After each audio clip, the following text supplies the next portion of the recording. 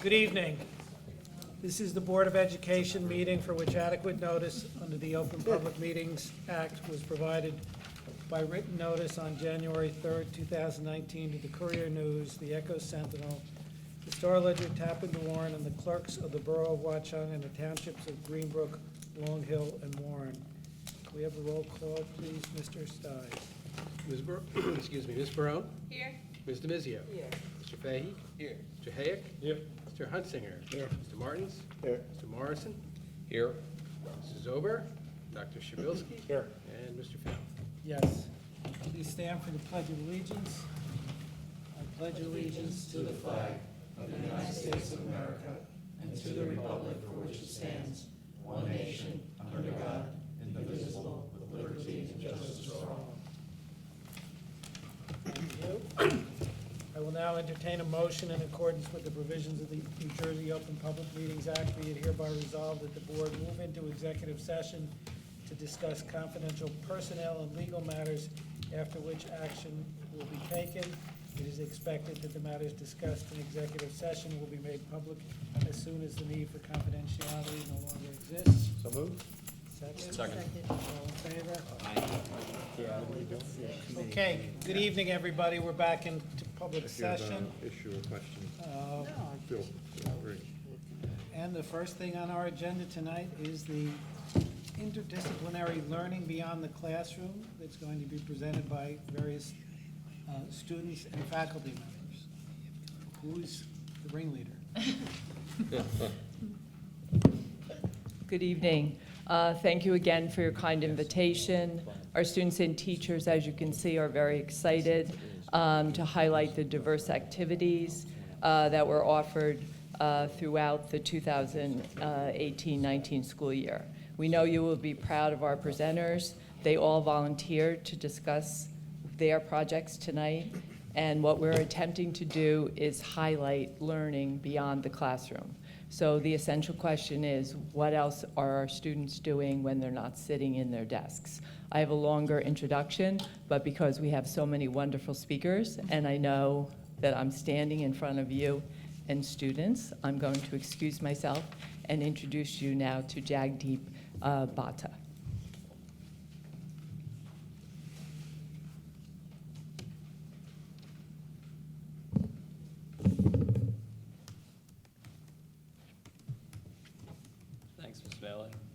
Thanks, Ms. Fallon. So Watchung Hill's strategic plan, I'm just going to read this slide. Integrate creative, Come innovative. just a little bit closer to the mic so it'll get picked up on the recording. Integrate creative, innovative, and disciplinary learning throughout the district to empower and inspire students to succeed in a changing global community. Okay, so this year I co-organized the hackathon, Hills Hacks. It's our second annual hackathon, and it was held about 2 weeks ago. So a hackathon is generally an event where a bunch of students or just people get together and they try to solve some problem and come up with some kind of idea or product, and then they enter that for prizes. So in our hackathon, we wanted to take a little bit of a different approach. We wanted to cater it more towards beginners. So introduce computer science concepts to students who haven't seen them before. And so the way that we did that is through middle school outreach. So we went to the sending districts and we held sort of an hour of code type event. And basically we talked to students about computer science opportunities in the high school, which included the hackathon. And so we had a pretty great turnout. 45 students attended. And on the right, you can see a graph of the grade representation. So the middle school outreach was pretty successful. On the right-hand side, you can see the 5th, 6th, 7th, and 8th grade representation, which makes up almost half of the students who attended. So in order to cater this event towards the beginner level students, we structured the event in sort of the following way. So the first 4 hours of the event consisted of workshops like Python, robotics, and machine learning. And then the second 2 hours consisted of the students doing a more hands-on activity where they came up with an idea of how to improve the classroom experience and then they presented that in front of a panel of judges. So they didn't have to actually create or program anything. It was more just coming up with the idea. And so this was the winning team, and they created an application to manage sort of tabs on a student's Chromebook as they travel from class to class throughout the day. And so we collaborated with a lot of people at Watchung Hills in order to bring this event to Watchung Hills. So that was like the Culinary Club, the Robotics team, and the Video Game Programming Club. We also had 2 Watchung Hills alumni and also teachers and administrators. So just some workshop highlights. We had a Python workshop where we introduced students to Python, which is arguably one of the most important languages in 2019. There was a Spheros workshop where we introduced students to robotics. The robotics team, which is here, also showed off their competition robot. Adnan, who's also here, talked about his book Banana Physics and also about quantum computing. The Video Game Programming Club showed off how some of the games that they've made and also talked about the game design process. And then Matt Carbone, he's a Watchung Hills alum. He talked about incorporating computer science in his chemistry research in college, even though he had never seen computer science before college. So one of the major issues that we faced when organizing the hackathon was advertising. So the main way that we advertised was through our website, which you're seeing a screenshot of here. And so this is a screenshot of a schedule that I created, and the website also allowed students to register and find out more information about the event. And some of the other ways that we advertised were through Google Classroom, social media, the club fair, and through the middle school outreach that I talked about before. So we did have a lot of beginner level students come from the middle school, so that was pretty successful. But one thing that we lacked was receptivity from high school students. So especially you'll see that the seniors are quite underrepresented. And we believe that this was particularly due to many date conflicts on the day of the hackathon, which was May 19th. And also that's the day when it's like far into the school year, so the seniors have a lot of senioritis.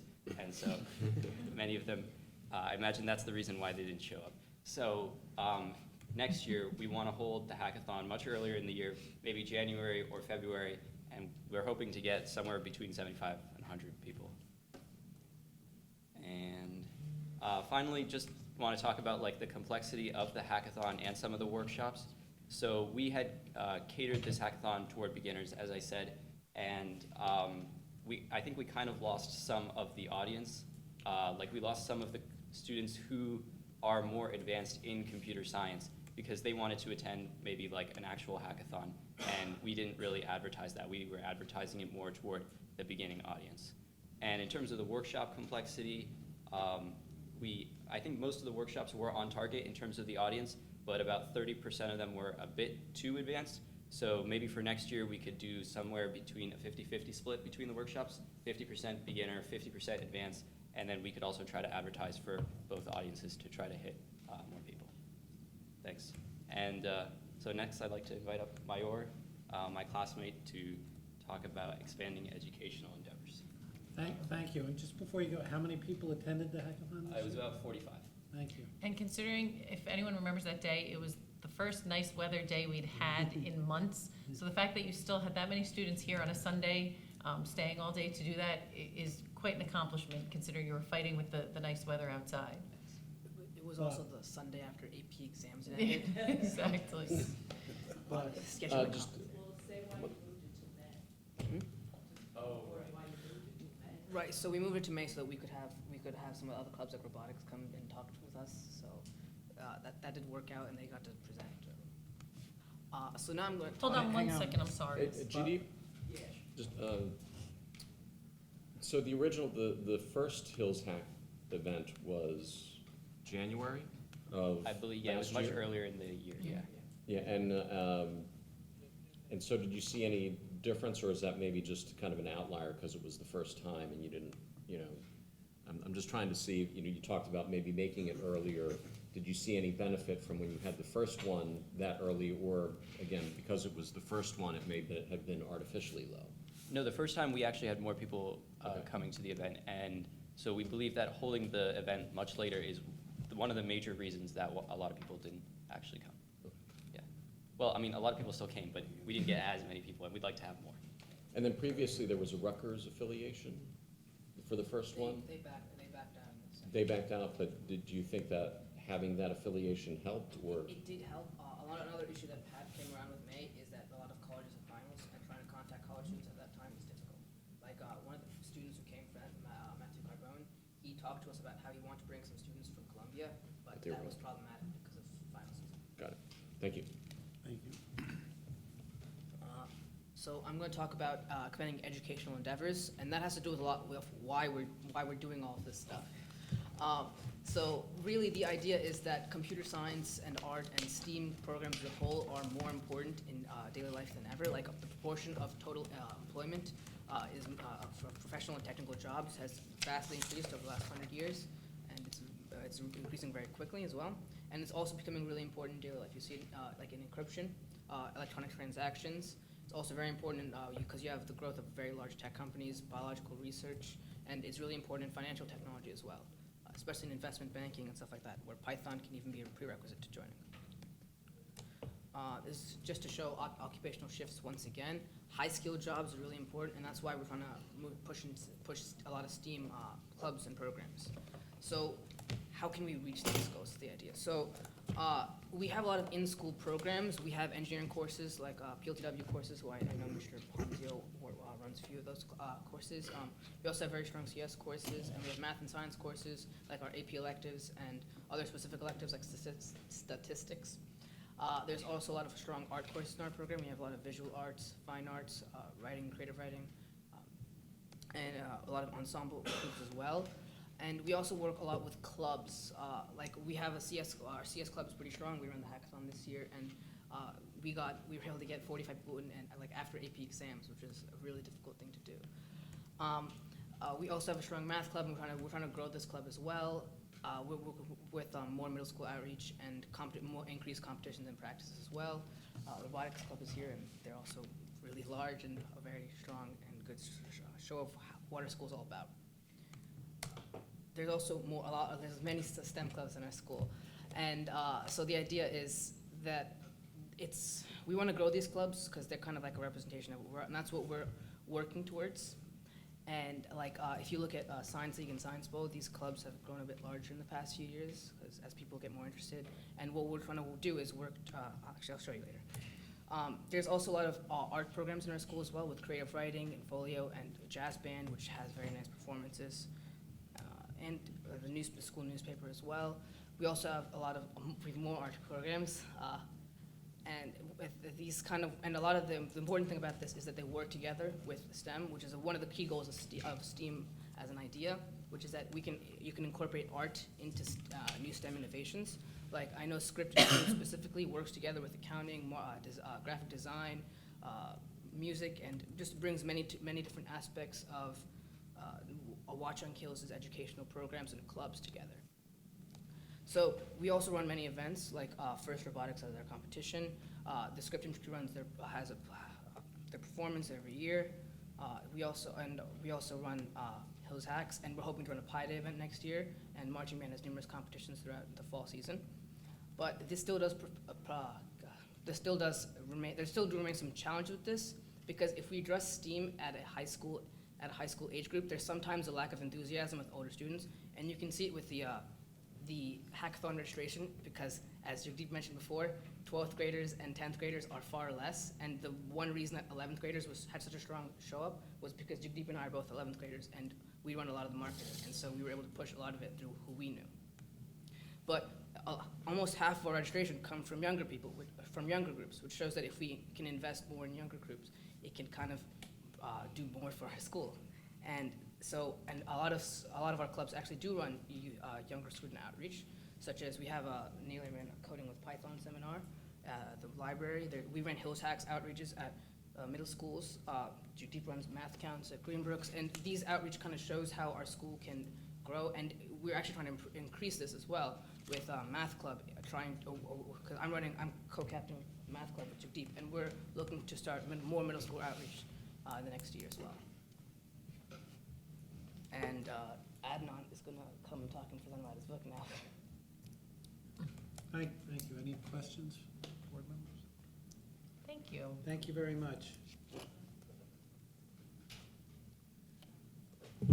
Boe again. Hi, thank you. So I'm going to talk very briefly about a book that I wrote this year. It's a work in progress for the past couple of years. It's called Banana Physics.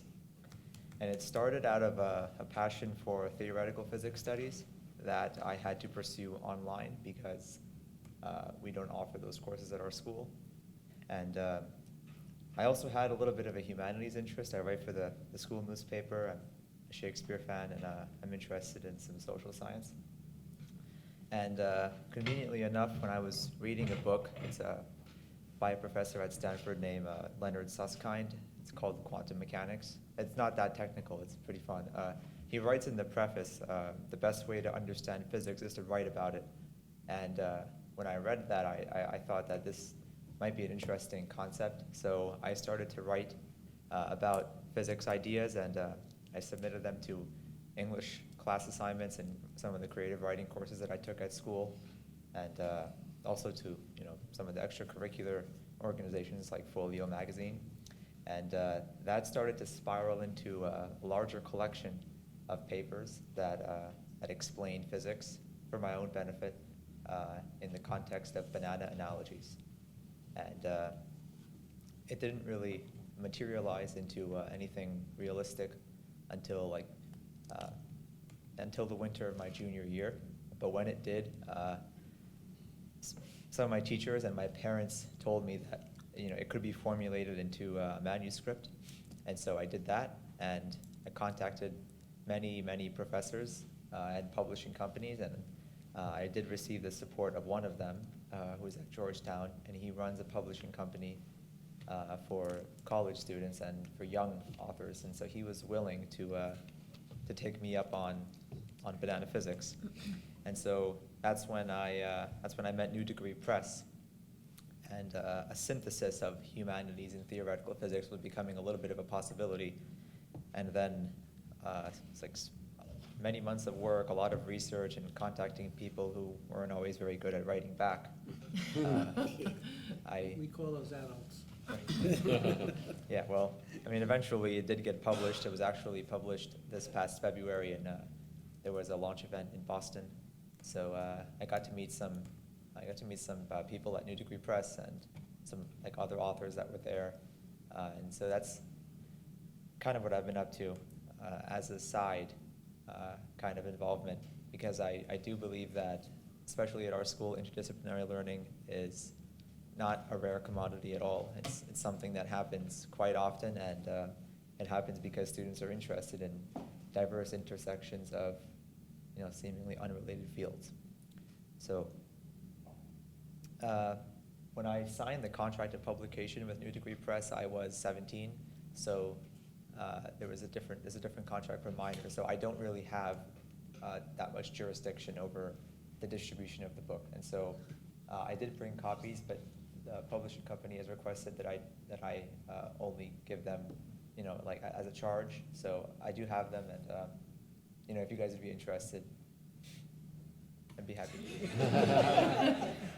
Right. They're looking at the business administrator to make sure it's okay for them to purchase it. No, thanks, Ed. And we'll get in touch with you about that. Sure, Because I'm sure thank some board members would like copies of the book. Okay, sure, thank you.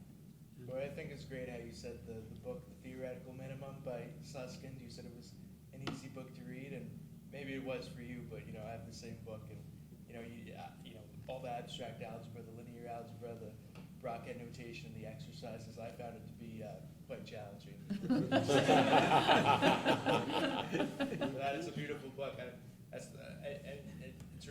makes me really happy to see a high school student that we challenge themselves to read such a thing. Thank you. That's great. And I just want to add to, both thank you and congratulations on behalf of the board for, getting the book published and coming here and talking to us about what's going on in interdisciplinary matters at the school. It's helpful to the board, and we appreciate it. Thank you. Do you charge extra for signed copies? That's good. Is launch X next? Yes. Do I still go? Okay. Oh, never mind. So this is just an example of some of the concepts I explained. It's like a diverse mix of a lot of things, and that's the cover.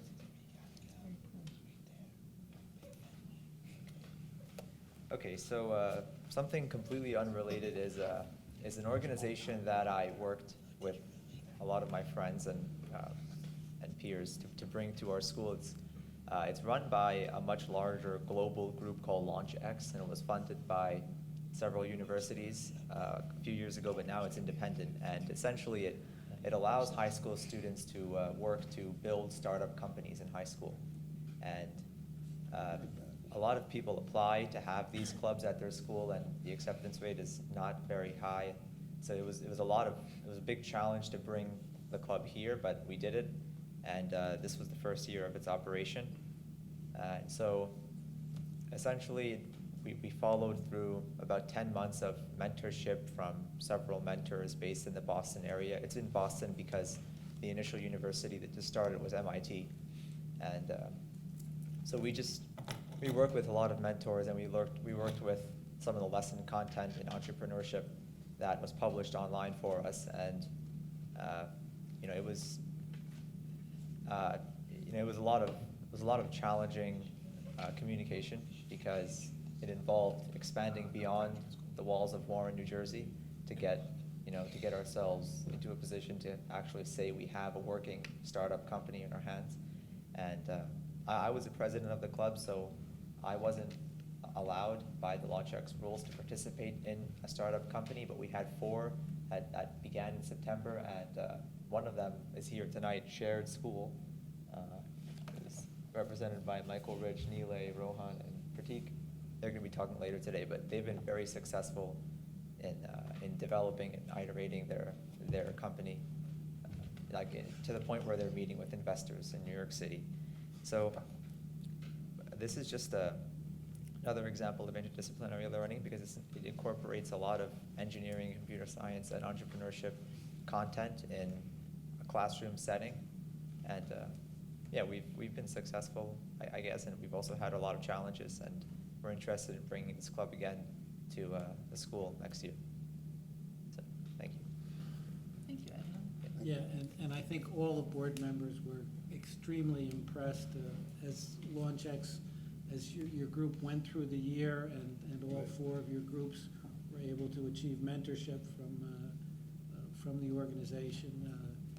We were quite astounded that all of the great ideas that all of you were putting together, and appreciative.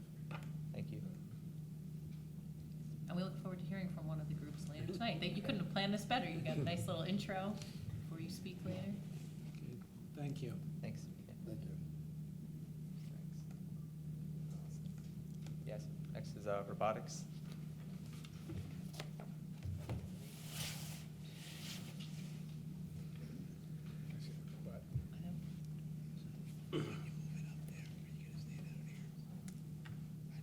Hello. You just tell us who you are. Hi, I'm Peter Linder. I'm one of the 2 programming captains on our robotics team. So while some of our other captains get our demonstration set up, I'm just gonna talk a little about exactly what we're doing, since that'll make it a little clearer as to what that hunk of metal is doing. So on the board here, I have a few bullets about the rules. Essentially, this game or competition involves 2 alliances of 3 teams playing against each other. And this year we were dealing with these balls called cargo and these panels called hashes, where each had different point values, and describing it doesn't really do it justice, so I will show the video that we saw when we first learned about the competition that explains the rules. Are we able to get audio? Sound?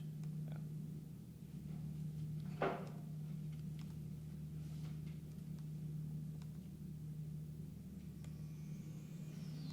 Welcome to the 2019 First Row Robotics Competition, and this year's game, Destination Deep Space, presented by the Boeing Company. 2 alliances of deep space travelers race to place hatch panels on our rockets and cargo ship, load valuable cargo for transport off the planet, and return to the safety of their habitat, all before the next sandstorm sweeps through. Each alliance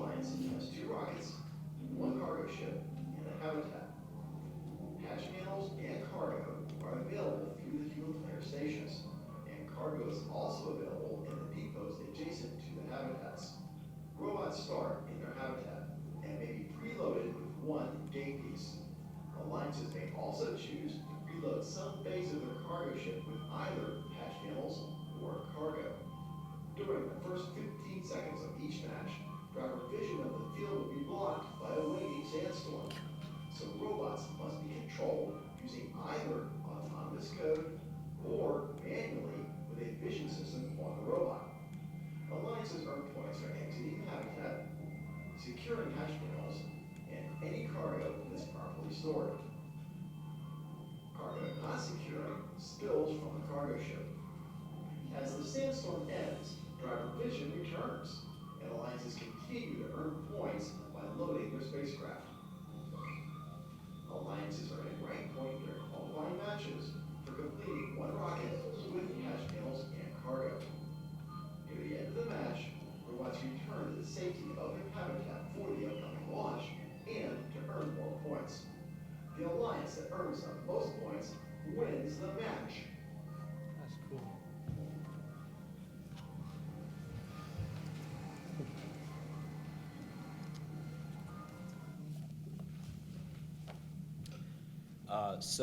As you can see, there's a lot of rules.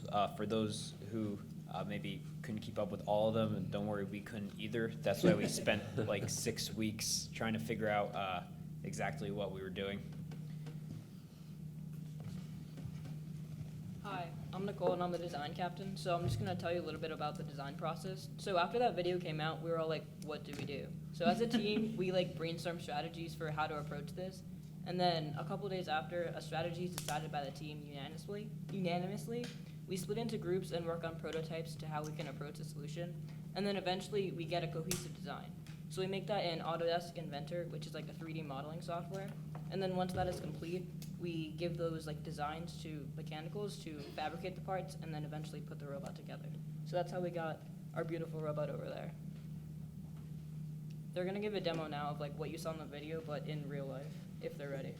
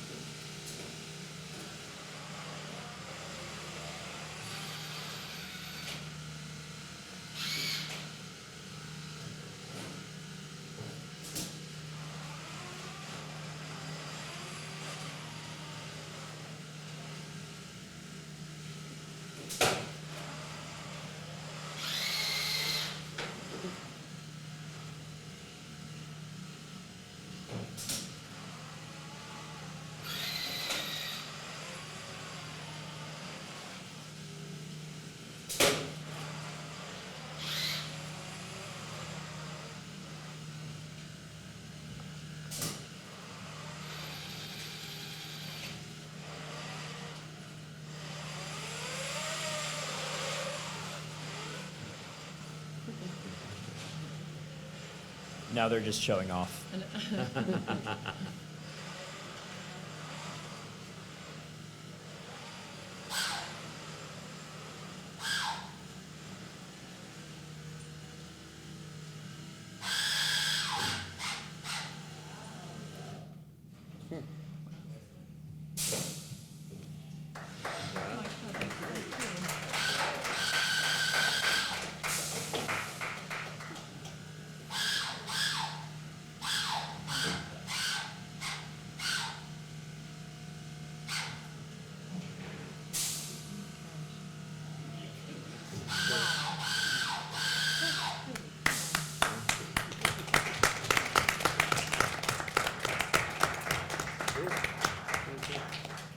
Yeah, so that was the culmination of a lot of different divisions of the team working together. And that's where, to talk about the interdisciplinary aspect of it for a little bit, the team, basically people work in different groups. There's, we alluded to this earlier, but there's design, there's mechanical, there's electrical, there's programming, and there's business.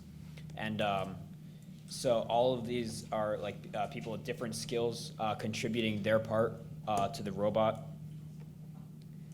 And so ultimately, our robot did pretty well.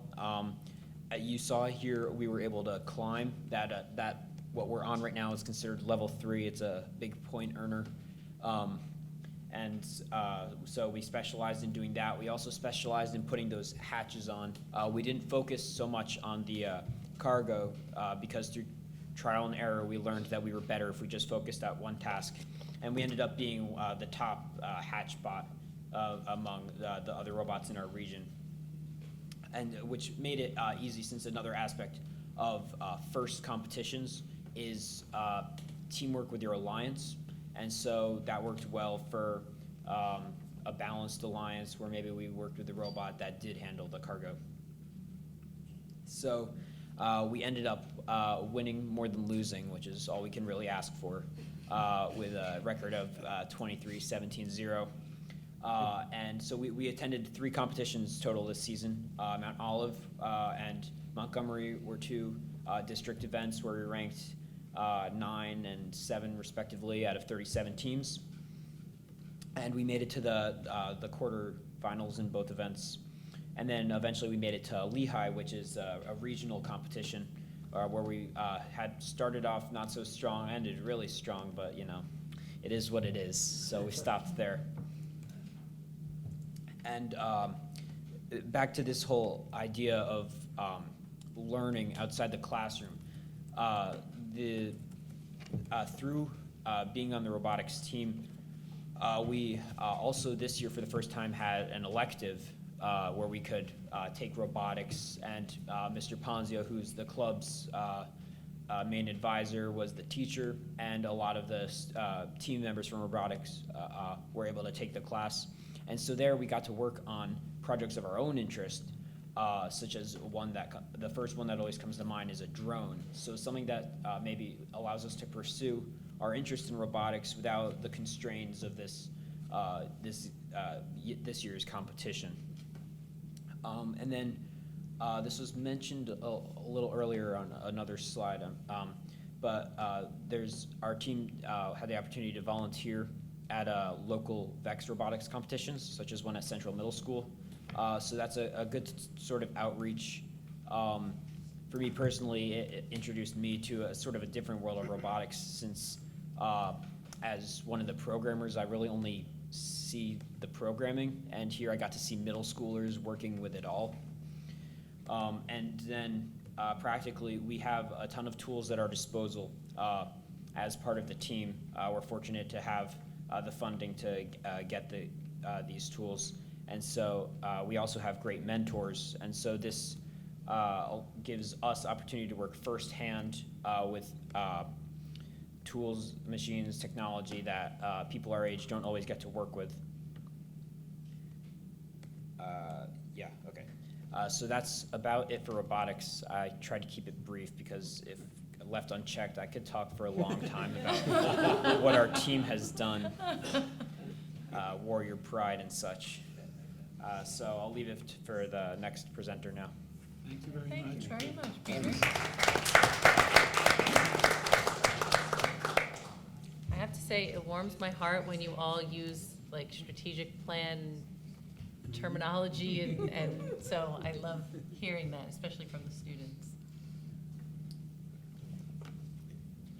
Hi, my name is Matthew McCracken, and I'm a junior here at Washington Hills. This year marked the 3rd annual TEDx event at Washington Hills. Each year, we push ourselves to improve upon the event from the year before. So this spring, our main focus was to create a more involved event for the students in the audience. A TEDx is meant to be so much more than just a series of speeches on a stage. It's designed to give people a platform to spread ideas worth sharing. To do this, there needs to be some sort of dialogue between the speakers and the audience. Last year, we tried to do this during intermission, but intermission ended up being more of a social gathering for friends in the audience than a time for meaningful discussion. So this year, the steering club and I had a new idea. We designed a system where each speaker would be given a certain amount of students to sit at a table during intermission and discuss the topic of their speech. In addition, one member of the steering committee would also be at each table to help initiate discussion and steer the conversation.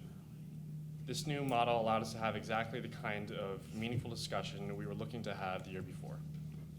Despite the success of the discussion between the audience and speakers during intermission, we did have some problems. Originally, the TEDx was supposed to be in the fall, but our first 3 applications were denied, with very little explanation given as to why. Finally, over a 3-hour meeting in the winter, the steering club and I found what we were looking for and to appease their very strict application process. With this application, they finally accepted our request for an event in this spring. The denial of our application set the event back by several months, so this year we're already working ahead to next year, and last Wednesday we actually already submitted a request for an event in the fall, following the same guidelines we used during the application in the winter. Despite the setback of the application process, there was success with new marketing techniques we used this year. Megan Krutz is here to talk about the new marketing strategies we used.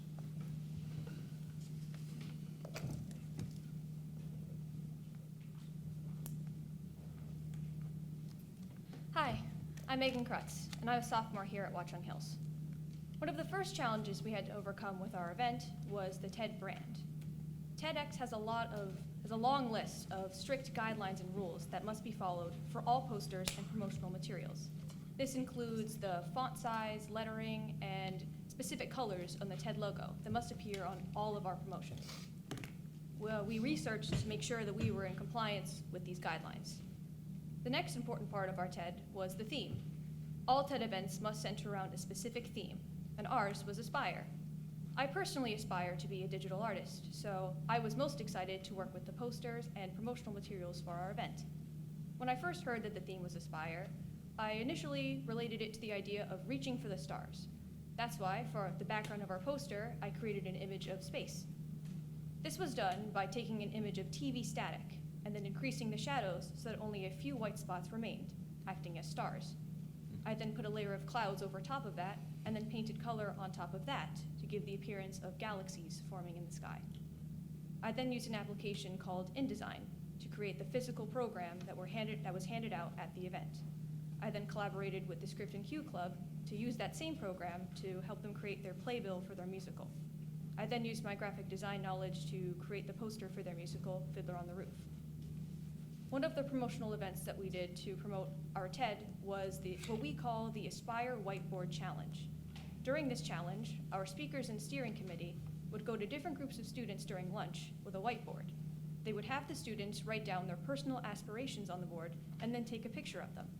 Once the pictures were taken, they would then explain to them that we were hosting a TED event that they can go to and listen to their peers talk about their aspirations. These are a few of the students that took part in our challenge. Once the pictures were taken, we then used these images as additional promotional material for our event. I would now like to introduce Caitlin Roth, one of our TED speakers.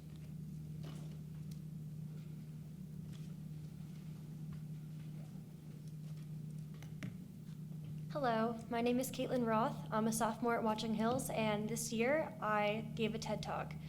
And before giving the TED Talk,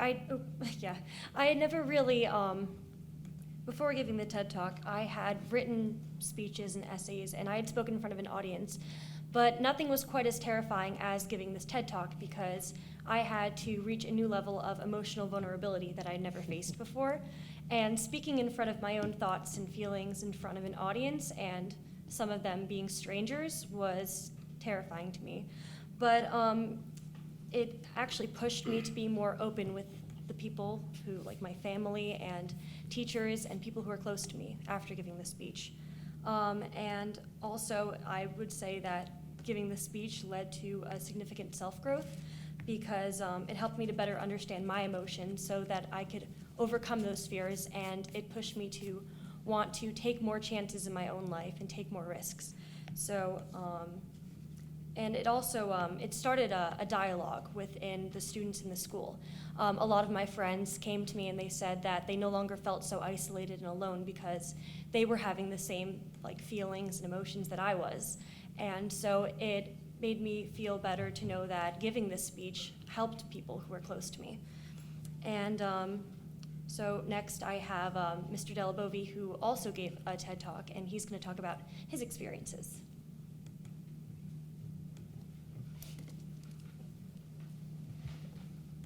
Thank you. I'm Matt Delabovi. I'm a physics teacher here at Watchung Hills. It was a sincere honor to be asked to be the faculty speaker at this year's TEDx event. And for me personally, this experience was nothing short of a life-changing one. It was so rewarding to me that I was inspired to actually get involved with this group afterwards as an advisor. But when I came on board as a speaker, the first thing I noticed was that I was really impressed by the culture of collaboration that this group has established already. This team operates under the principles of mutual respect and shared responsibility. In the TED spirit, we're all equals in this endeavor. We're all equally invested, all equally responsible, and all equally valued. In this model, initiative is universal, roles tend to be fluid, and there's no real defined boundaries between students and teachers in our team. For this event, we had a common purpose, a unified message that we wanted to share. And in revising the speeches and preparing for this event, our focus was more on being emotionally supportive of each other and establishing a dialogue rather than the traditional feedback and constructive criticism that we would see in the classroom usually. Ironically, Caitlin, who just talked, and I gave very similar talks about achieving our own personal potential, but from two very different points of view. Hers was from the perspective of a student looking forward, and mine from an adult looking backward on my experiences. Like many of the other speakers, Caitlin and I actually ended up being inspired by and inspiring each other. And so in this way, the TEDx experience has already made some kind of a positive impact on the learning community here at Watchung Hills. Ultimately, our goal through this wasn't just to share our ideas or the ideas of the speakers, but to stimulate new ideas in the faculty and the student body. So it was exciting to me to see that dialogue then transitioned back into the classroom from whence a lot of these things came out of, those discussions in the classroom, that now it's back in that realm. My own personal story resonated with my students, prompted meaningful discussions and interactions that were outside of the general curriculum. My talk and the ensuing discussion allowed me to model for my students that real personal growth comes from being able to take risks and accept that there's a possibility of failure, whether it's in the academic realm or in the professional arena as well. The students who are involved in this group, the steering committee, they have this real experience with this, and they understand the truth of this nature based on our experiences with developing and carrying out this event. And to provide a different perspective of how the TED experience has been a stepping stone to success in post-secondary education, I'd like to introduce Ella Walsh, who's a 2018 graduate of Watchung Hills. Hi, I graduated last year and I currently attend Boston College. I'm kind of discussing about how my high school experience and as well as college has helped me land an internship with New Jersey Transit this summer.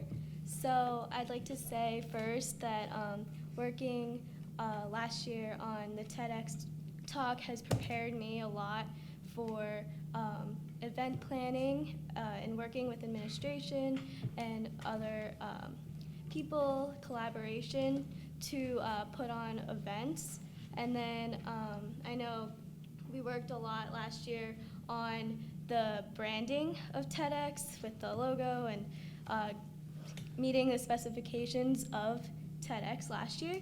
And when I went to college, we had to apply to all of our clubs, and we got interviewed by other current members of the clubs, and we had to discuss different our backgrounds. And I thought that I used a lot of examples from the accounting club to kind of show my leadership abilities as well as collaboration skills, and I thought that was very helpful.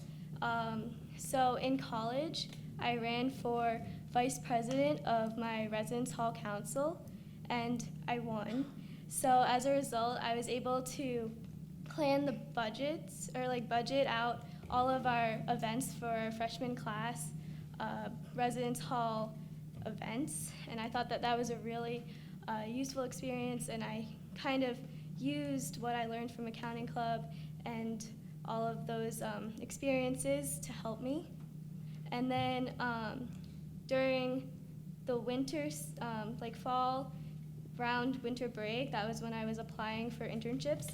And in April, I got a call back. And during the interview, that's when I was able to then again use my experiences from the accounting club. And they were, one interviewer was particularly interested in how we had, or our school offered, an accounting program so soon. I know that even my experiences at Boston College, a lot of my peers were surprised that I already had exposure to accounting, and I thought that that was a very valuable opportunity that I had from Watchung Hills. So today, on my internship, I got to sit in on a meeting filled with directors from different departments within New Jersey Transit, and they were planning on moving a train, an antique train, into Hoboken Station, which I thought was a very cool opportunity for New Jersey Transit to get involved with. And I just got to sit in and listen to all of the department heads kind of bring their wealth of knowledge from their specific departments and how that how they would have to adjust their kind of daily routine to accommodate this antique train being moved into Hoboken for a film shooting. Yeah. So, I don't know, that's kind of where what I've been doing after graduating from high school. Thank you. Yeah. Thank you for coming, for taking the time to come back and share it with us, that you're still here. We really appreciate that. Thank you.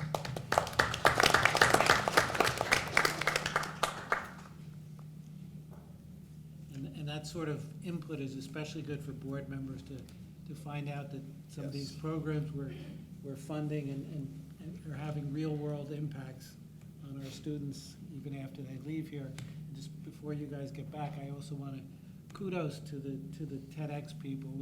As a board member, I often worry about these events that take so much effort in each year, and how is it going to get going next year? So to already have put in an application for next year to make that process easier for next year's classes, we appreciate it. Thank you. So we're back. Full circle. Yeah, these were supposed to be Mr. Bird's slides, but he couldn't make it today, so we're just going to flip through them for you. Thank you, gentlemen.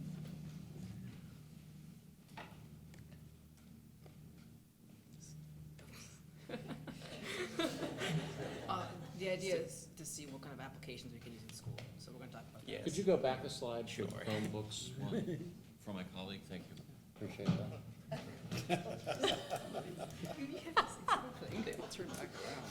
Show me the data. So now these are some of the programs that we're looking into. So I could talk about some of these websites because I've used a couple of them throughout school and outside of school. So IXL was one that I used when I was a kid. It was good for like basic math and English and science. When I came to high school, mostly I used WebAssign. That was in chemistry sophomore year. It's an okay program. I mean, I don't know if you want my feedback on those programs. Albert is much harder, I would say, but it was really good for AP practice. So when I was practicing for microeconomics and macroeconomics especially, those questions were really good. Turnitin is just something that's kind of there that the teachers use more. You just kind of, whenever they want an assignment that's Turnitin, you just go and do it. Kahoot is more of like a fun game that you play in class. So the teacher makes a Kahoot with questions, and then you compete against your classmates. And then the Vista Higher Learning is something that I've only used like once in freshman Spanish class. Basically, they were some multiple choice questions on an article. I'm going to interrupt you for a second. I Wait, know, are hold we on, losing before you some guys in the students? back leave, I know you were trying to make a subtle escape, but But you were caught. but we did just want to take a moment to acknowledge you, really. Thank you so much for coming. We know that it's a crazy, crazy time of year, so you are encouraged to go and take care of things that you need to do. So I apologize that I caught you before you left, but I know that everyone was really appreciative and really enjoyed what you had to say. Actually, I'd like to address them before they leave. Yeah, please. I mean, and I didn't realize you were on your way out the door, but just a couple of comments for all of the groups that have presented here.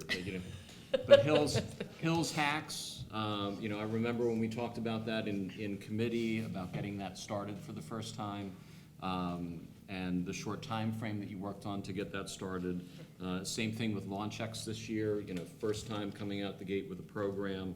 The TEDx program and how that's evolved and the things that are involved with that, and also the robotics team as well.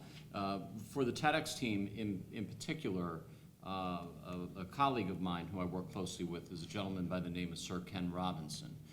He has the most watched TED video in history with 30 million views. So when you get a chance, go look at the TED Talk on why schools kill creativity.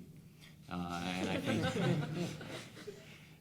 but I think that you really embody the spirit that they're trying to generate by coming forward and bringing these ideas and expressing your own thoughts and being vulnerable to revealing yourself to others and the things that you're going through as a way to help inspire others to think about ways that they can approach or learn or share from what they do with you.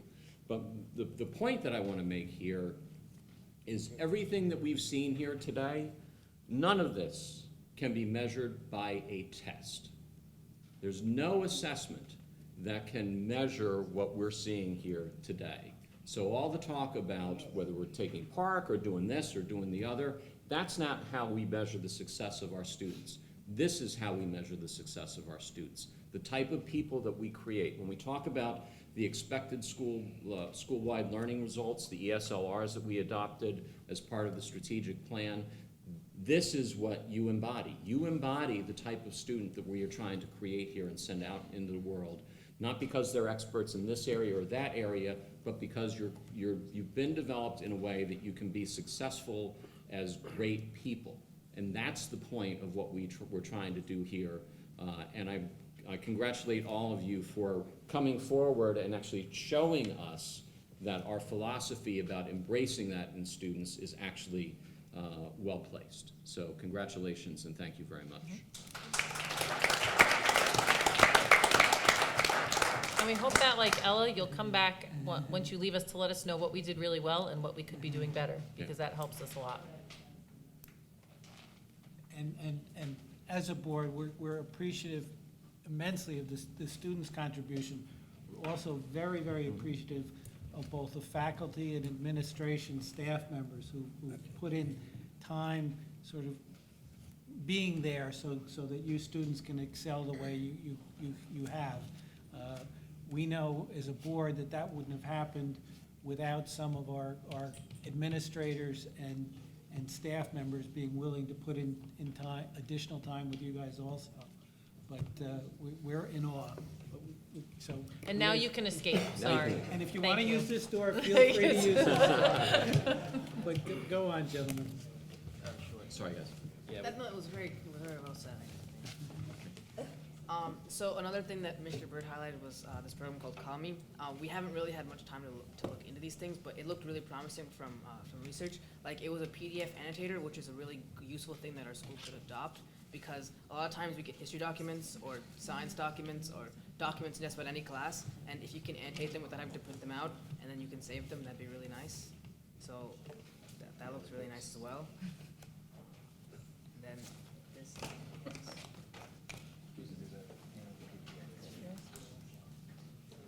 Thank you.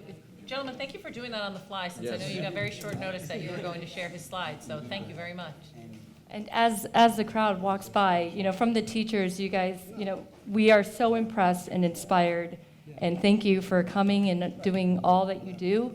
And it inspires us teachers to do a better job and keep going. You guys are the reason. So thank you, and enjoy your evening. Sorry.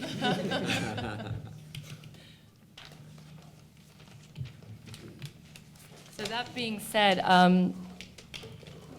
this is... I'm Scott Keel, the media specialist. And I'm Linda Kim. I'm one of the art teachers here, and we're representing our PLC group. We had two other teachers, Patty Gunther, who is an Italian teacher, and Shelley Leddington, who you probably remember from last year. She's a history teacher. They couldn't be here tonight, but we're here representing our group. We're just like really quick. We're the last ones, so celebrate. I was going to say, after seeing this. Yeah, we can't robot, compete. Yeah, we can't. So compete. this is. We're going to show a $15 piece of foam. But it has a lot of educational merit. I'm going to let the rest of our board members know, because only those of us who were at the committee meeting know that Principal George Alexis told us there were actually 58 PLCs this year. And so we very much appreciate your telling us about a couple of them. We wouldn't be able to sit here through all 58, but we told George and our superintendent very definitely that we did want to hear some of the things that you guys are doing in the PLCs. So thank you also for coming. Oh, yeah, you're welcome. Okay, so, just in terms of the PLCs, so, I'm not sure how much you know about them. There are these groups of interdisciplinary teachers, so, it's kind of STEAM in a microcosm, and we meet monthly, sometimes bi-weekly, to just kind of outside the classroom and step out of our own comfort zone. So it's been a great experience. We've been working together as a group since September, and we kind of just started out. So our idea was virtual reality. And so, each one of us coming from our own little pockets of school are, we're very interested in this like area of growth. And each one of us kind of brought our own perspectives, and the kind of first step was, what is VR? You probably, if you have kids, have probably bought one of these for your son or daughter on a birthday, and these are kind of like the entry level. So we have we kind of will just kind of give you a quick overview. We've kind of explored the good, better, best of this technology, and really looked for ways that we could apply it to our students, to our learning, to us as teachers. And personally, I've been really, truly blessed to work with the other great minds in the building that I wouldn't otherwise get to talk to as much. So we're gonna just kind of give you a high-level overview. One of the reasons we went virtual reality because we really felt like this is the cutting edge of learning and technology that we haven't yet leveraged in our school systems. And something that crosses all disciplines as well. Yes. So, there's something for everybody. It's not just the AP student. It's, special needs all the way up to our AP students. It's every teacher in the building, a gym teacher, a art teacher, a history teacher, a media specialist. And we really felt like this is, something worthy of looking into. So we just started looking at a study by Goldman Sachs that projected in 2025 that the market will double in software sales and market share in educational software. That was the sector, and VR was a big part of it. And so Scott can tell you a little bit about the field research that they've done looking at other districts in the area that are engaged in VR, more in talking about the highly engaged in terms of financial investment as well as the technology. Yeah, I got the opportunity to go to a couple schools. One was Perth Amboy, where they had a virtual reality lab. And we're going to show you one of the products that they had called Z Space. Overall, it began with my interest. It was a couple years ago. I was at a workshop for virtual reality at Randolph High School, where they had a unit, and they had a couple of speakers come in about virtual reality in education. And it was, it was eye-opening, but it was also kind of overwhelming because there's so much to do. But we learned a lot. Start simple, start small, and just get the kids engaged. And, you know, this is something that's right up their alley. And there's so many different products that you can use, from best to great. And we're going to show you one of them actually. Shelley, who cannot be here today, her class is doing a project with this merge cube. Would you want to talk about? Which we're passing around here. So this is kind of, you know, we were so excited about it that we wanted to start right away. So each one of us took it to the classroom in a different way. In my art history class, I had students use CoSpace, which is a free app, to make a virtual museum. Shelley Ludington, in her AP Euro class, had this, what's being passed around is a merge cube that Liz has in her hands. And that's a sample of one of the students' work, where they're giving it's a kind of an exploration. It's very interactive. Like, you can go in and it's a virtual tour. Yeah. Virtual tour. They can. You need your smartphone. See, you can do it through, you can do it through your smartphone. And it's a simple app. And this is really like the entry level in terms of, again, in like interactive use as well, as well as cost.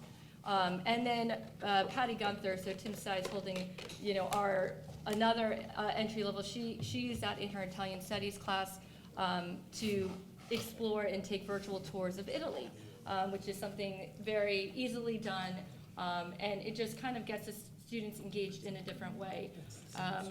So that's our good option, and this is our better option, which we were so excited about. So, you know, as I'm going to talk, but Scott's going to play the video, because I think the picture really says it all, and we were so excited about this. So we had gone to one of the schools we visited was Warren Middle School, which already has this technology in their media center, and the media specialist there, she was so welcoming and showed us, this is Tilt Brush. So what you're looking at is an Oculus. She's picking up the Oculus, which is one of the like big,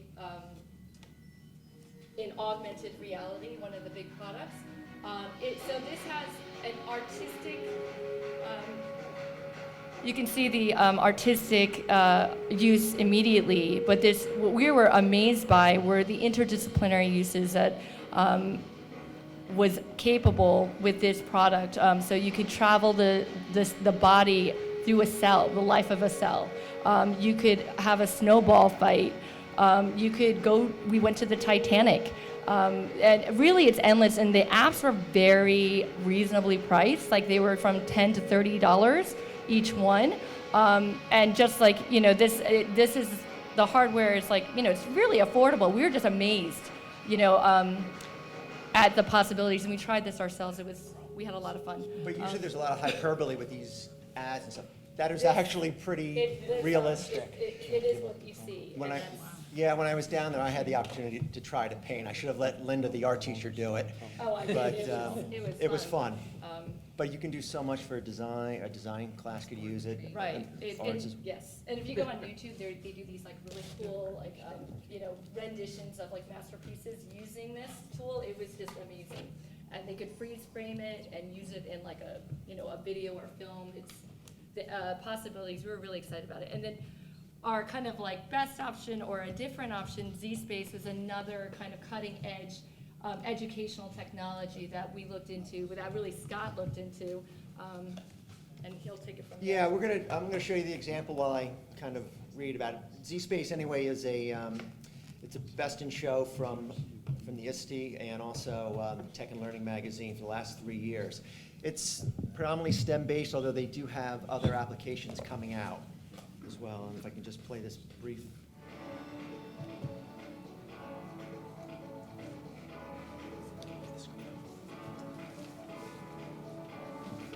Sorry. Hold on. Let me just.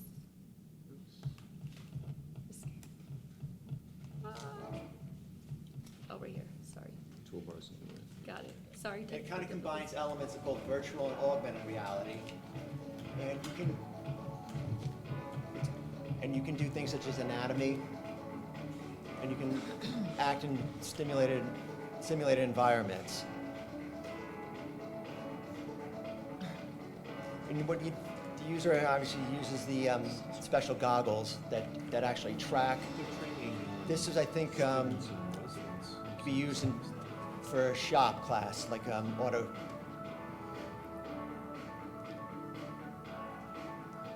And instead of a mouse, it uses a stylus and so forth. What's nice about it is it's either computer-based standalone, or now that they just won an award for a Chromebook version. And schools are using them as labs as well. And you don't have to get one, it's not a one-to-one, you can go 2-to-1, 3-to-1, and still have good engagement with it. But it is probably number one, what do you call it, STEM-based virtual reality product in education right now. And it's got a lot of backers, so I think this is the one we're trying to keep an eye on. Our business administrator is asking what the approximate cost of that is.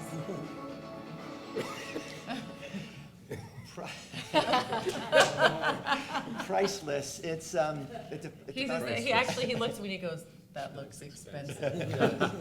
Anything that cool looks right. Well, the first one that you saw is like, just for the set, the hardware is $600 for the around, no quotes, but, and then around $1,600 for the computer that we would need. And then you need like the space for it. You need like probably 25 square feet, and it triangulates, like there's these like sensors on the ceiling. The tracker movement, yep. Yep, and then for Z-Space, you're looking about a couple thousand for the unit, and then obviously scale depending on whether you want the laptops or the desktops. Some, where I visited a couple schools that had just a couple units in the library, or others had the full function in the lab and so forth. yeah, so I mean, an interesting application is for Z-Space, you can do entire science lab on a Z-Space. So a class can come in, and if there's 25 seats, you can just sit down and do their lab through this and do their experiments and mix their chemistry and things like that and get their results. And they're constantly updating new apps, new programs, so it's not just a stagnant program. They actually take information from the user and to try to improve the product as well.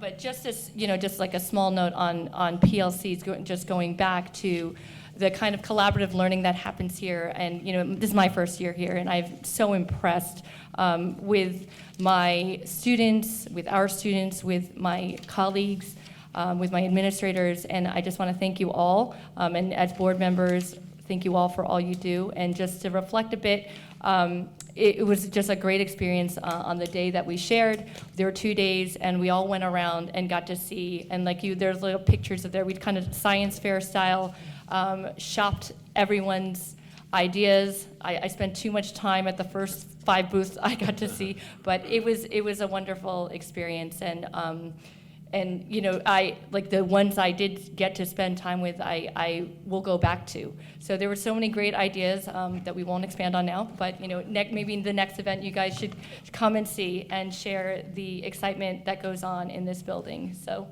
thanks. Yeah, and just to conclude, what we want to work on maybe next year is continued research on virtual reality, both the programs and applications, explore a pilot program with either Labster, which is another science lab type of virtual reality, or Z-Space, to bring it here and really give it a good test. We'll look into there's also the Kinful model, which some other schools are using, that provide immersive intervention techniques to address the social emotional issues. It's just there's a couple programs being launched with that right now. We also want to expand our VR outreach to other disciplines, maybe work with math next year, create a VR, and also ideally, long-term, we would love to have a VR hub in the library as well. I think it's the perfect place to bring people in classes and let them work on that together. And then also bring in, maybe next year, demo Google Tilt Brush for various art projects, and then other VR creation apps as well. But other than that, if anyone has any questions? Sounds like a good thing for us to find somebody to sponsor or donate funds for. Yes. so. Thank you very much. Any questions? Thank you to both of you. I appreciate too, you know, with the enthusiasm and open-mindedness with which you approach the PLC process this year. And, you know, this is certainly valuable information for us as we're looking to renovate this space into a learning commons and, you know, what we can, some of the different things we can add to enhance the student experience. But thank you for coming tonight to share your work. Thank you for having us. Thank you. Okay, thank you. Just one quick question, just for the administration. Would it be possible to get a list of all the PLCs that were actually run, so we have an understanding of kind of Absolutely. the depth and breadth of what they were I looking can at? share with you the spreadsheet that has the groups, their topics, absolutely. That'd be great. Mhm.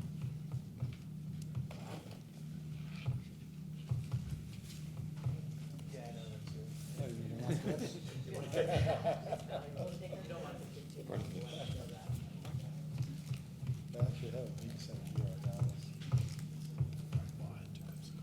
Okay. Going to thank you all again. We're going to move on. Education Committee, John, is there anything beyond what was discussed in private? One more group? Personnel. No, they're going to speak during public comment. Okay. Yes, he's personnel. You mean, Excuse me. Bob. The Education Committee met on May 29th. We reviewed the summer curriculum writing plans, of which there's approvals on the agenda to support those programs. The curriculum that's going to be written in civics, fine arts, 3 honors, cybersecurity, marketing honors, concepts in business and technology, and Spanish immersion in cultural 1. Actually, it's a preview, right, for tonight for approval on the next meeting. We also reviewed the summer enrichment program. Also on the agenda for June 18th is the assignment of teachers who will be providing those summer enrichment programs. So those are in the preview items for your review. We also discussed the presentation, which you just witnessed, so I don't need to talk about that. And then also discussed the credit recovery process, which we touched on in the last meeting, that the administration continues to work with identifying the best communication strategies to provide to be able to communicate to parents so that we can do the best job possible of keeping students on course for graduation and set up kind of early warning systems in case they begin to falter and may find themselves in a situation where without the credit recovery process they would not be able to graduate. So that is Ed Committee report. I welcome any committee members to add to that if they see fit. Thank you. John, back to personnel. Sorry about that. Do you have anything to add beyond what was? I don't have anything to add, honestly, Okay. beyond the minutes. Okay, operations.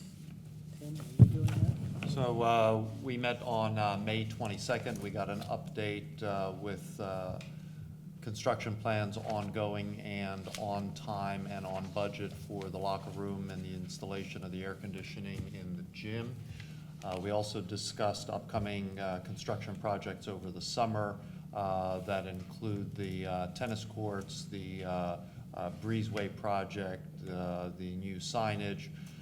We learned from Tim that the outdoor classroom component that we had talked about at a couple of meetings previously is unlikely to be funded by the state, and so, or unlikely to be approved by the state, I guess I should say. So that's not likely to go forward. And then there's some miscellaneous items that are going to be taken care of, specifically furniture and electrical updates. On the second page of the minutes, we will have our Chromebook purchases coming up. Thank you for the reminder. An RFP out for the school physician as part of our typical rotation of RFPs that we do. Referendum funding, there was $250,000 left over from the previous one. and the way it was thought to manage it, and I don't know if we can use it the way you wanted to or not, but it's basically offset the upcoming referendum by the same amount, so that we're asking for less as an indirect way to refund it. And then recommending renewal of dental benefits at 0% increase for 2-year option, 4% for 1 year. And we're going with, we're recommending the 1 year. The 1 year in the bag. Yeah, negative 4% decrease overall, which is great. Where are we in the referendum timeline? We just got, So, I think it was yesterday, was it? we just got We got notification of approvals approval. from the Department of Ed for the Media Center project and also for the electrical. The outdoor classroom is dead. That is not gonna go forward. We actually didn't, yeah, and we didn't, so I think we told them to pull it before Yeah, submission. they were going to say no to the funding of the project, but there were issues with it, so we actually pulled it at that point, and then they've approved the 2 for the funding, for debt service aid, technically 40%, as the board knows. Minus We a typically- couple. We typically get 34%, I think. Let's hope that stays the same, but still. So then what's next? So the next process is, and the architects are already kind of on it, they're talking to our financial advisor and our bond counsel to start set up the dates and times for the referendum discussion. We're working, we're working on the financing plan as we speak. One thing that Dr. Shabilsky mentioned, we have $250,000 from the previous referendums. We can use that to offset the cost on this one. So that's going to actually lower the cost of this. I don't want to add to it. In other words, that's what I kind of made very clear.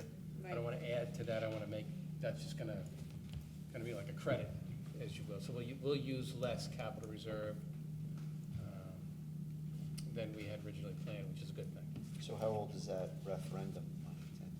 So, how old is, I'm sorry? Is that 250,000, like what That's from the referendum? 2013 referendum and the turf field referendum. So it's 2 separate referendums. It was actually just whatever was left over for those projects. So it was 200,000 for the 2013 referendum, which was the roofs and that thing, and then the 50,000 for the turf project. Usually you have options. One is you can use it for debt service relief, you can use it for capital reserve. I asked the bond counsel, I said, if we just take it off the next project, can we do that? And she said, yeah, that's something. Is there a difference in the interest rate of new money versus what that money is? Interest rates. Because we're obviously paying, since that's on a referendum, are we paying any interest on that? No, we paid back that referendum. We already paid off. Not the turf field- 200,000. The turf field you paid off. Correct. The 200,000, if you're asking for a difference between the new bond, The new, Correct. right. Estimate of new bond interest versus old bond interest. the new bond would only be temporary. I'm sure the interest rates for the new one will probably be higher, I Than would what that think, money was, okay. than what the 2013 one was, because the interest rates are higher. Okay. So the future business items that are focusing on the referendum are 31 and 32 and 33? Or 31, 32? I think it's 31 and 32. The action that the board, and this is not for this meeting, this is a It's next. preview. It's preview. So basically what the action is we receive something called a PEC, a preliminary, Eligible Eligibility. cost. eligible cost. So essentially, they send that to you, the state does, and they ask the board to make a couple of elections. One is, are you gonna construct the project, or do you want the state to do it? I've never advised them to do it. So I would say, obviously the board will construct the project. Do you accept their findings that the project is Subject to debt service aid? right, so debt service aid, and do you accept their PEC, their letter basically saying, This is how much. which is kind of a no-brainer because they're telling you the full project is eligible for funding, Okay. and that's a good thing. And the 40, they give it as 40%. Yeah. until it's budgeted. Minus It's usually fees. 30, it's usually 80% of Up, the rate, up right? to 40%. 85 of Usually 40%, 85, which that's is what it's 34%. That's typically what it's been. Okay. And what Tim and I will do, based on the assumption after this discussion that the board is going to move forward with this, we'll now sit down and develop a schedule, we'll develop materials and a schedule for the summer, because we'll go and present at the town councils. And we'll look back at what we did for the 2013 referendum, but we'll put some materials together on the website. We'll, send it out in the newsletter to the community. We have our media here who are always very helpful in publicizing this stuff, so we'll get working on that, because So we have we're to take still time not on at it. a point where though we're like actually making decisions as what this media center thing will look like? Oh, We're just talk- absolutely, we're- yes. We're just talking about getting the funding still. Exactly, that's Yeah, what's you're- for you- September. You're basically, these resolutions here are just, you're accepting the funding, you're accepting the state's determination, the letter that they gave, that they're all eligible for funding. And you're electing to construct the project yourselves as opposed to allowing them to do it. So that's what these two resolutions are, just for, and then once the state gets our answer, they'll provide a letter, it's called the final eligible cost letters that we get. And then we kind of start cranking with the specs and everything else. So the 3.7 is kind of a max, or Essentially, yeah. that's a placeholder, because we don't really have a design that we've approved worth $3.7 million. I think between the two, I think it's a little bit over 3.8 or so. 3.5. So that's really what the max would be. Okay. And then if you think about it, if you mentally take that 250 off, so the max is 3.8 less than, yeah.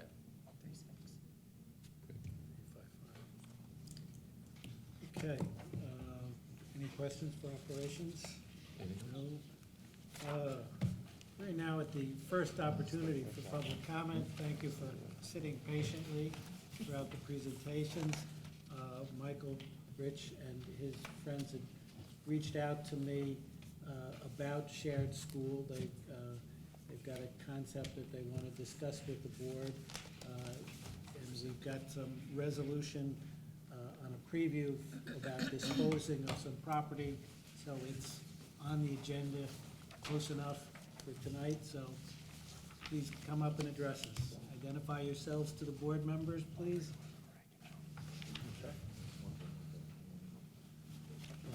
And as I told you in the email, we generally limit comment to 5 minutes. If you can keep it close to that, we'll be fine. We'll do our best. All right, well, hi, everyone. First off, I'd just like to thank everyone and for inviting us to come to the Board of Education meeting. And so, so we're Shared School, and we're all seniors here at Washington Hills. We do have a few juniors on our team. As Adnan mentioned earlier, we're a startup incubated from LaunchX. And so, my name is Michael Rich. I'm the CEO, I'm the co-founder, and I'll be attending Lehigh University in the upcoming fall. Hi, I'm Rohan Kansagra. I'm the head of business development, and I'll be attending WashU in St. Louis in the fall. Hi, I'm Pratik Umain. I'm the VP of Engineering, and I'm going to be attending McGill for computer science. Hi, I'm Neil Trivedi. I'm the other co-founder. I'll be attending Stanford in the fall. So the idea for Shared School really came when I started teaching computer programming at local libraries throughout the Somerset County library system. And one of the pain points that I noticed was students would come to these workshops without Chromebooks and supplies of their own. And after talking to the library, I realized that this is a problem that public schools and libraries face, many public institutions face for students, where some schools have a lot of surplus supplies and other schools might need some supplies.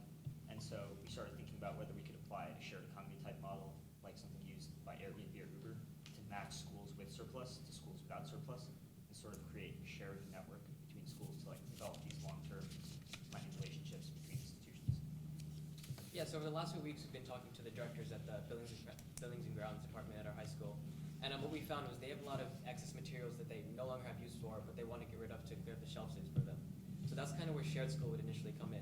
We'd work as like a mediator to help the schools get rid of the surplus materials that they no longer need, just like Washington Hills, and provide like quick and easy access for schools that that might not have access to those same materials, but now they're able to use them for their students in a way they couldn't before.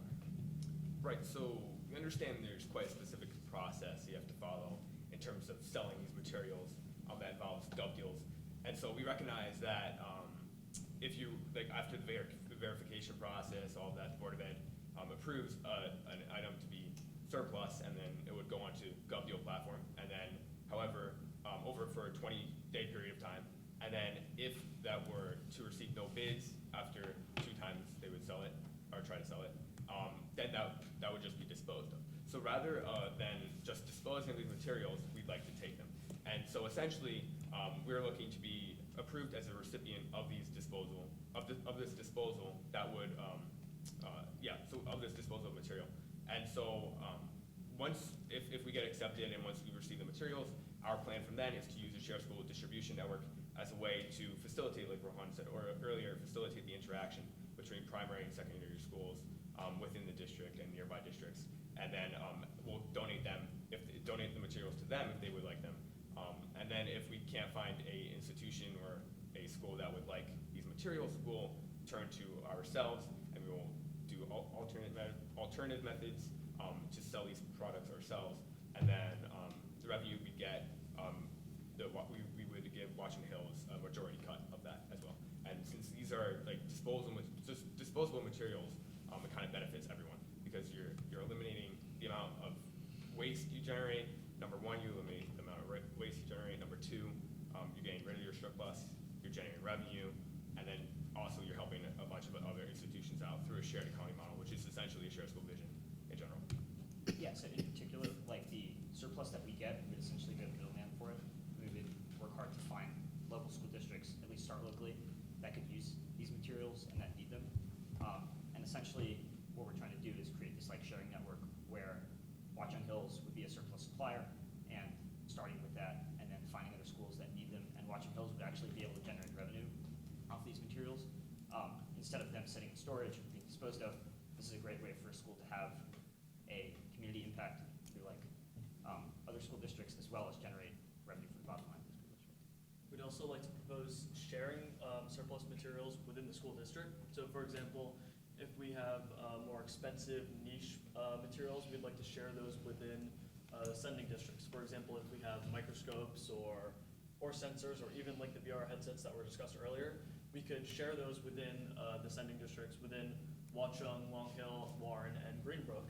So that way, we could even rent out materials such as the VR headsets to neighboring districts, so that not only will you recuperate the money you spent on these expensive materials, but also they'll be able to be used by other districts at the same time.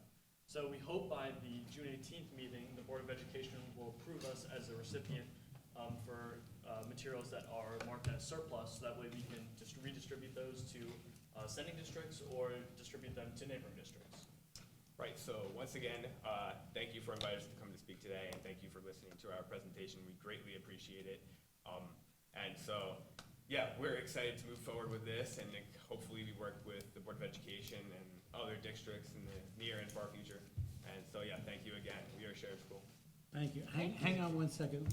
Let me just first tell the rest of the board members that when they reached out to me last week, my first reaction was going to be to say to them, well, go see Tim, because we've got a whole lot of rules that cover how we can dispose of things.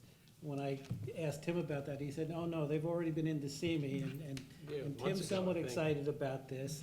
It's still going to leave the question for me as a board member, Tim, can we do this? Yeah. How can we accommodate this? But, you know, I just wanted to start that out. Anybody else has any questions for the guys? Greg? So I've got 3 basic topics of questions. One is insurance, one is liability, and the other is storage. So we'll go backwards. From a storage perspective, we have surplus that's leaving. Does it stay here for the period of 20 days or whatever it was that you were looking to dispose of it? And if it does not, and we dispose of it, do you have the storage facilities, the liability to manage that or not? Second, has there been any attorney involvement or not? What responsibility is there to the school district? What's your responsibility in having this material and then donating it, sharing it, and if something goes wrong, is there that thought of protection, and therefore, do you have the insurance and those thoughts in protecting yourselves and protecting the district? Those are good questions. So to tackle the first question about the storage, so in terms of like, I mean, there's like varying items. So in terms of like a piano, for instance, I know we've talked to B&G. There's a lot of like a few pianos they just can't sell on GovDeals. And so what we would do is we would first use our distribution network, and we try to find another institution. And since we can't take a piano, obviously, we would have like it would be a pickup type thing. And then if we can't find them, we'll try to like hustle around and try to find a buyer for that. And then like we would include shipping in that. And so that way, like for those items, they would stay here. But for smaller items, we would just take them, and then we would find ways to store them, like in our houses, closets, whatever, etc. Yeah, so in terms of storage, you wouldn't have to really worry about that aspect. And then we would just, if you have to dispose of them, then I mean, you'll have to dispose of them. But Neil, you want to address the sort of adding on to liabilities? that, Yeah. in terms of like the class of materials, from a business strategy perspective, focusing on something like lab equipment, over your headsets, or choosing like a class, and then these are small materials, smaller than a piano, of course, and seeing whether that model can be tested. And like what you were saying, like in district, or like throughout the sending districts, and first verifying it there, that might be a better path to follow in terms of seeing whether like these like sort of like what class of materials works best for something like this, and then moving forward with that. And then in terms of like liability and insurance, I know Rohan talked to, we were thinking of like, there's a startup in San Francisco called Omni that does this essentially for personal goods. So if you have sports equipment at home and you want to rent it out for a day, they basically have a renting agreement. That's sort of like this as-is principle of like you take it as is, and you don't have to be incorporated to sort of create that agreement, as Rohan talked to. Yeah, we reached out to a lawyer asking about this, whether we had to be officially an LLC to kind of make this agreement, and they said, no, you didn't have to. We just had to make it clear to whoever's donating it, whoever's renting it out, of what the conditions were. So as long as we made that clear to them, it shouldn't be an issue in that aspect. Yeah, so in terms of liability and storage in general, you guys shouldn't have to worry about any of that. Peter, so I'm just trying to figure out, is this nonprofit or for-profit? Yeah, this is going to be for-profit. For-profit, So the donation aspect, so in terms of like a startup company, I mean, ideally, when starting up, we want to gain traction.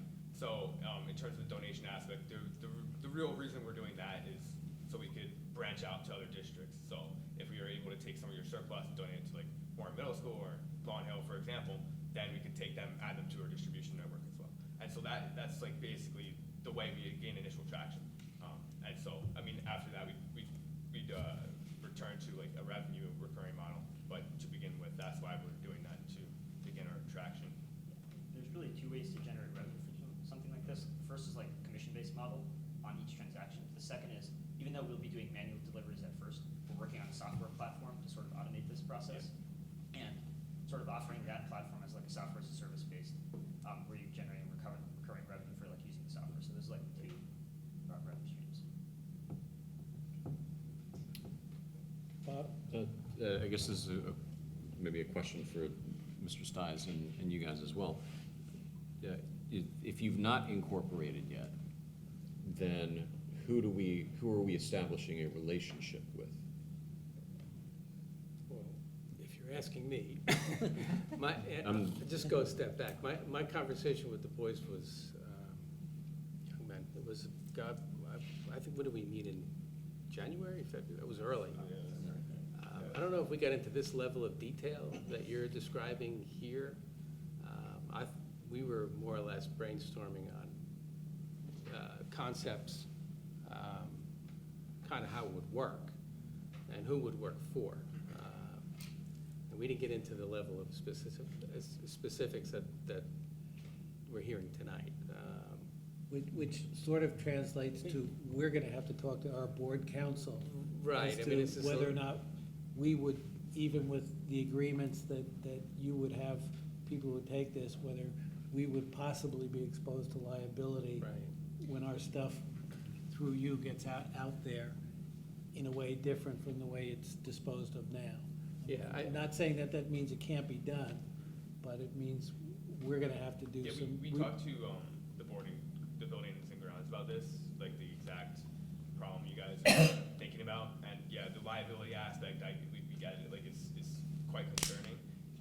talked to them, and they thought they it would be completely fine. So I Well, think. The liability issue that Dr. Shabilsky is talking about is not only for us, it's for you.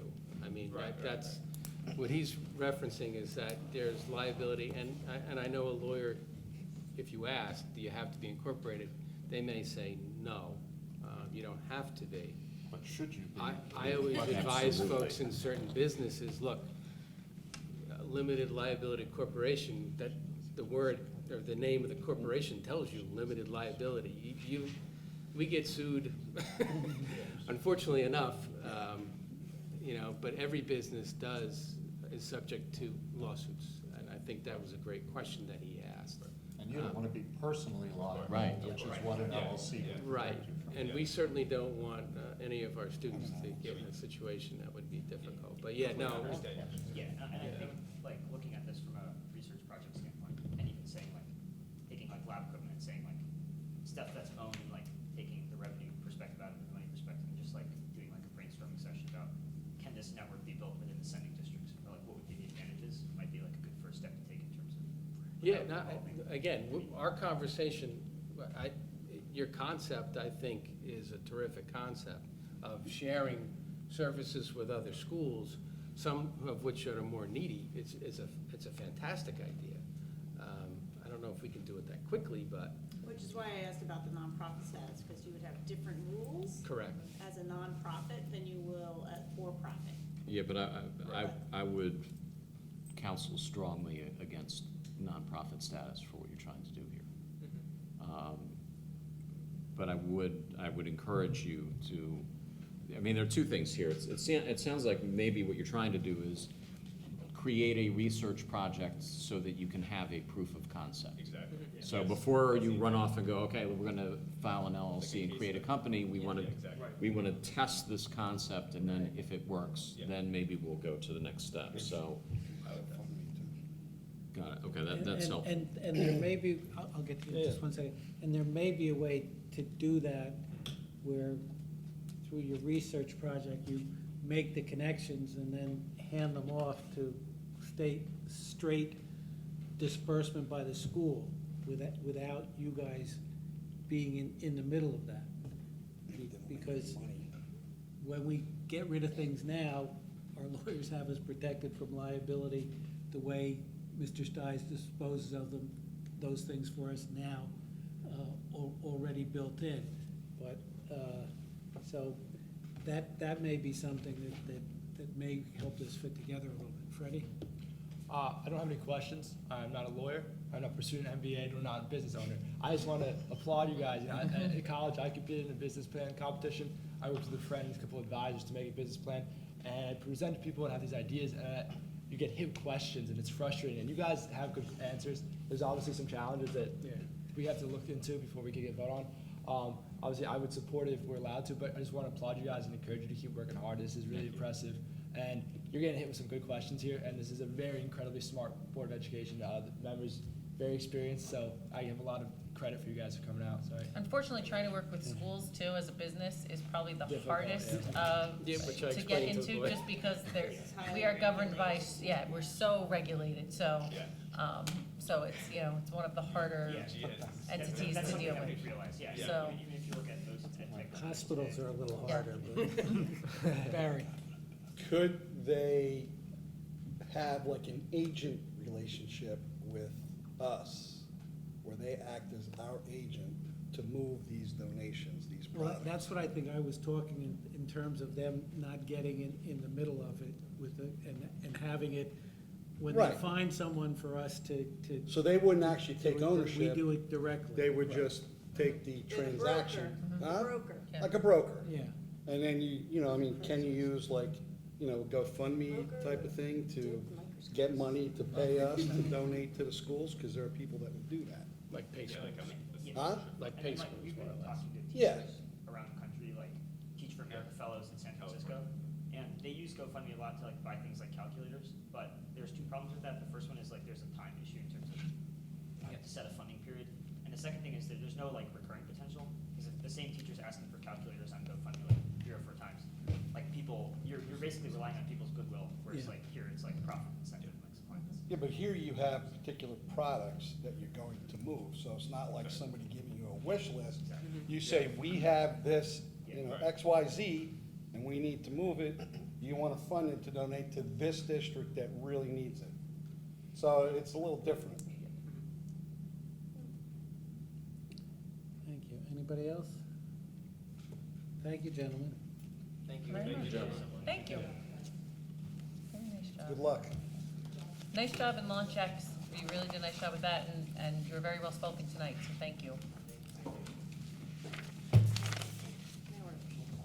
Now we're at the agenda. Board discussion. First thing, I want to remind everybody, you should have gotten emails about the superintendent's evaluation being available for you to work on. We have a deadline of June 30th by which it's supposed to be done. We're not being CUSAC this year, but we'd still like to see what we can do to get things in. So starting next week, I'm going to start reaching out and asking you to complete your portions of the evaluation.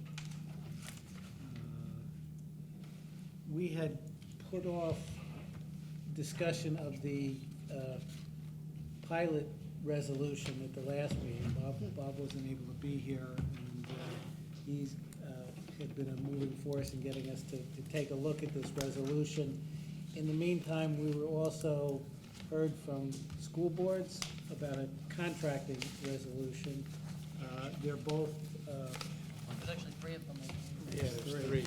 The tenant link protection one, the subcontract one, and then the pilot one. Why don't we break them apart and talk about the pilot one first?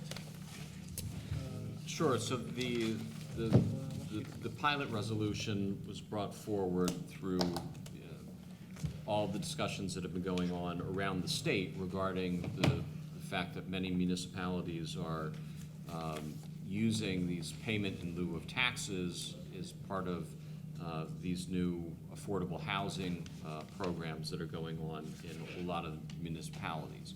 As a result, that removes tax revenue from the base that's available to the school, because the payment in lieu of taxes is the money is going to be paid to the township, and therefore those taxes are just utilized by the township. They're not utilized or shared with any of the other entities that would normally be able to participate in that. So as a result of concern of the growing frequency of the use of pilots, because historically it had been more, rare occasions that these were coming up. Now more frequently, it seems like these are becoming the rule instead of the exception. And in a community where we're starting to look at, over 1,000 units just in one of our sending districts alone that could be, end up in a pilot program, where I would guess that there's a certain portion of that population that would have students that would ultimately make their way up here. It became a concern to me personally, but also in hearing from other school board members across the state. Some of our school boards here in Somerset County started sharing information and talking about, what are their concerns regarding this. So Bridgewater and Hillsborough and Montgomery in particular all collaborated on taking cracks at variations of what you're seeing in front of you as this draft pilot resolution, as a way to put municipalities on notice that, hey, this needs to be done in an equitable fashion and in coordination with those that are impacted by this process. Certainly, all of the education agencies that are involved, both the K-8s and the high school agencies, as well as it impacts the county. So that was the purpose for this resolution. It's really just to put it out there that we know that this is going on. We believe that we are a stakeholder in this process, and that we should be in dialogue and consultation with the municipalities as they begin to move in this direction. It also cites some of the recent state agency reports that have come down clearly saying that school districts should be engaged in these discussions when municipalities consider going down this road, so that there would be the appropriate level of sharing in the revenues that are generated by the pilot program.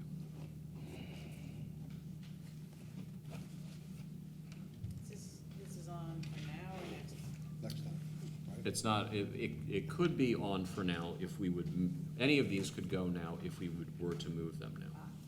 Well, I mean, I support this, I support the pilot resolution 100%. I mean, it's just the bare bones of it is it's just asking to include us in the conversation, that's all. Right. It's not, you know, Makes sense. it's. And that should be a given.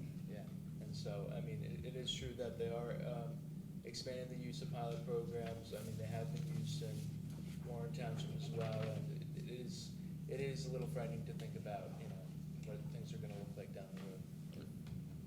Greg? If we're not getting any revenue from it. So I guess I'd make a couple of comments. One would be, the resolution is an ask, but we have no authority over them collectively to do anything. So we are just simply asking to be included in a conversation.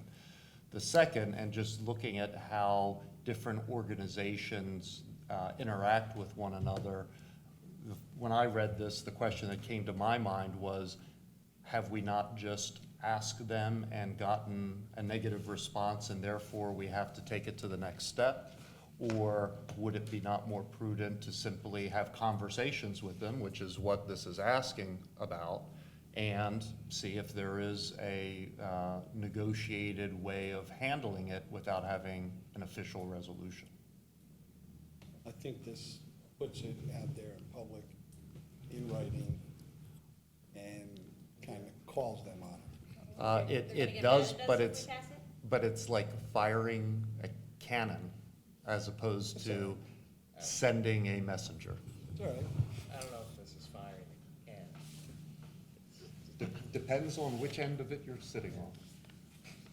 Well, you know, from my point of view, and I've said this before, the problem with pilots isn't a change in our revenue. It's, the problem with pilots is the existing taxpayers in the town. Right. Because every time a pilot's given, they're shouldering more of the school cost than they would if the piloted properties were included in the evaluation. You know, even though that's where it goes, and it's not a question of getting any more money for the schools, I support, you know, the idea that there should be conversations with the towns, and even if we're the only ones making that argument on behalf of the rest of the existing taxpayers in the town, Right. somebody should be making it to the township committees that haven't been hearing it in the past. I have to agree with that. And,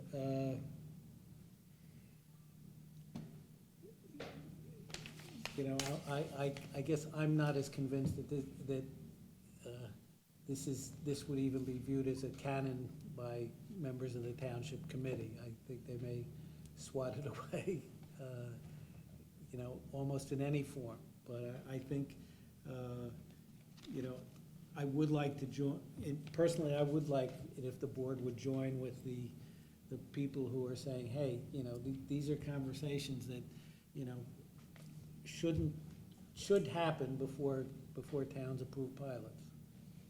Yeah. Go ahead, Greg. What specific conversations have you as president or anybody had with the town about this officially or unofficially? Not this resolution, Yeah. but the pilot concept.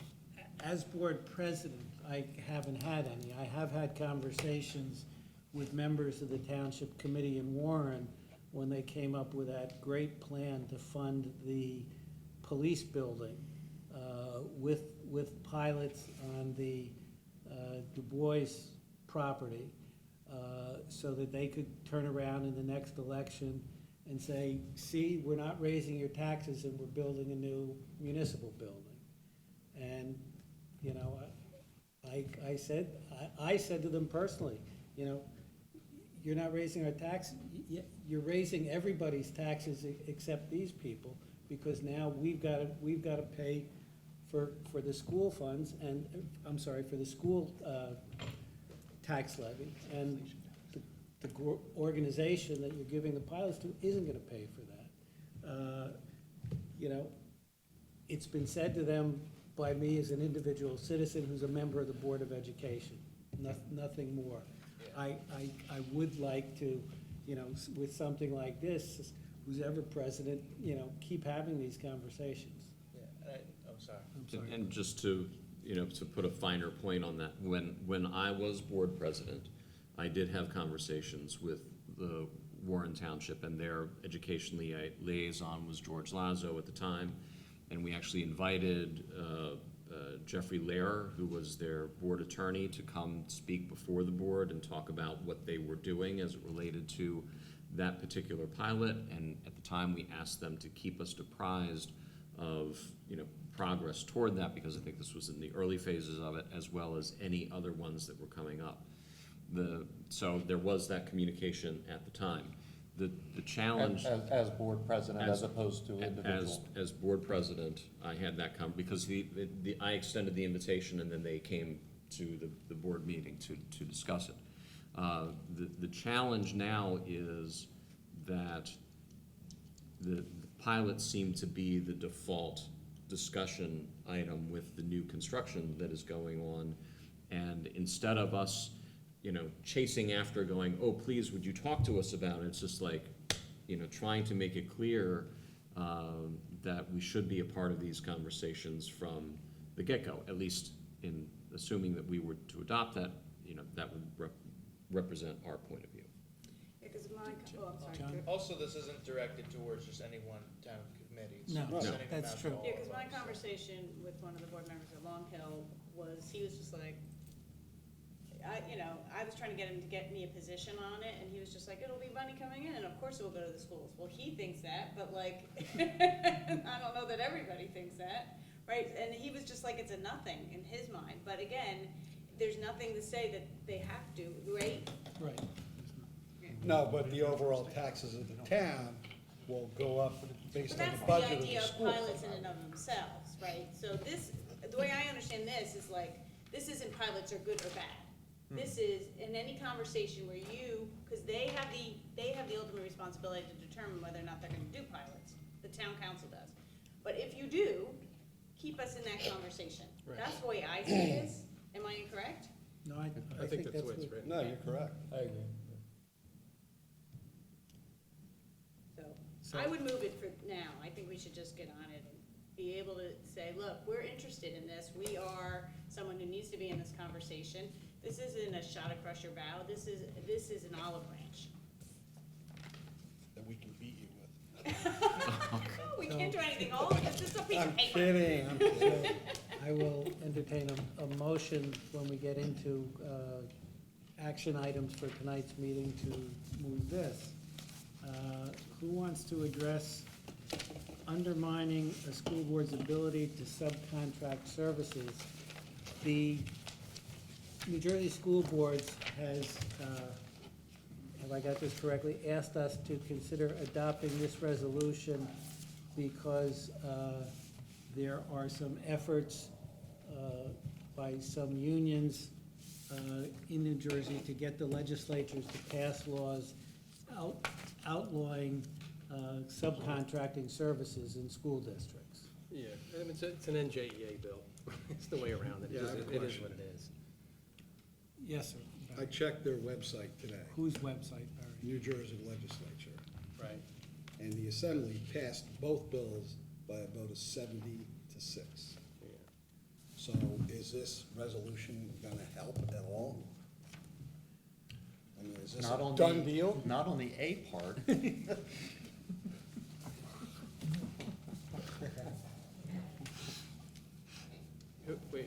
Who, just the Assembly, or was it the, It was the Assembly, not the Senate. yeah. So I don't know if, you know. On both of these? Yeah. I commend you for having looked that up. Yeah.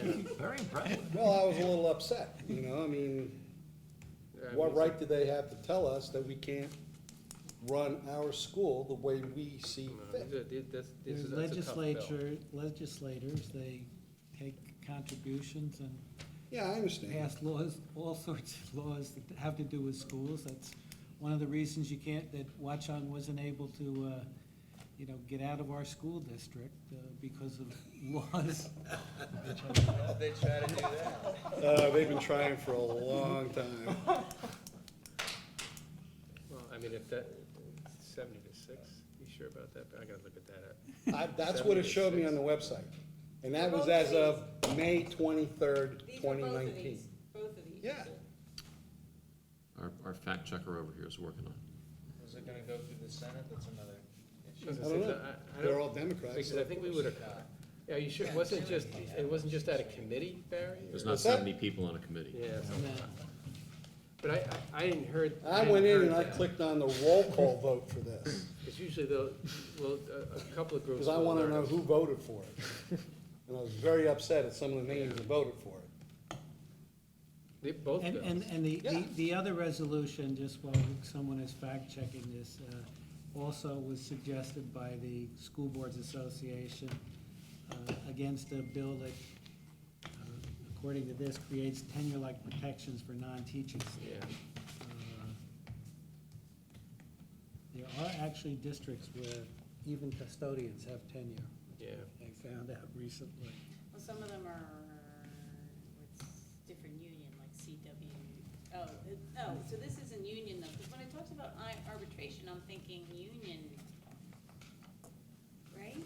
That's not a little lost. So Well, just the teach thing is, they're basically saying you can't non-renew anyone without so, Right. and that's how, We that's the can't- only way Teachers for. don't even have that. Well, the thing is, if these are gonna remain fixed-term contracts, But we have a But lot they're of saying- support yeah, staff it's that are weird. union people. We have Yeah, most our of- secretaries, our, we Yeah, don't have to. it's do May anything but 23rd. maintenance. Yeah, this year. Yep.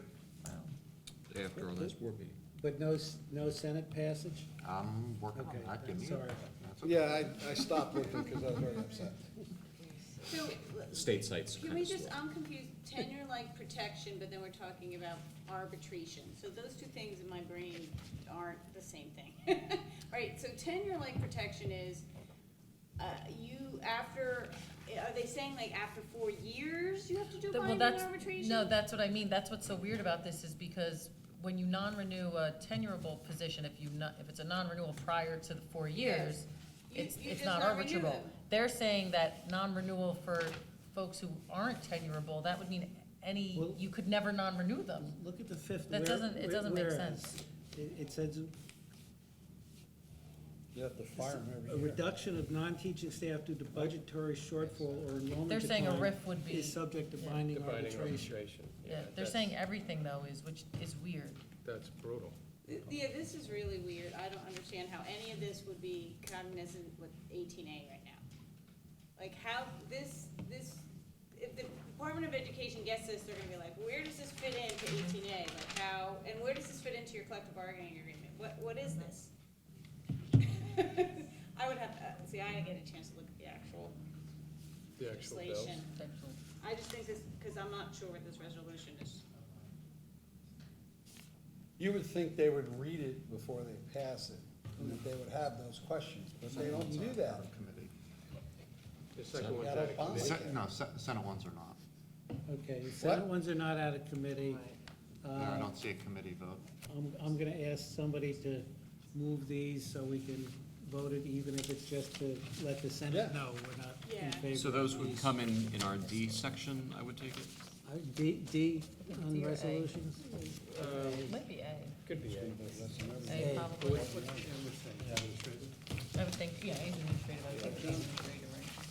Yeah. And I mean, we could target our senators. These laws, you know what you're gonna. I mean, they're very bad. They're very bad bills. Okay, let's move right to, hang on. take it, unless anybody wants to discuss any of the preview items. Before we move to those, is there any update on board goals? No. Okay. What was the question? Any update? Any update on our board goals?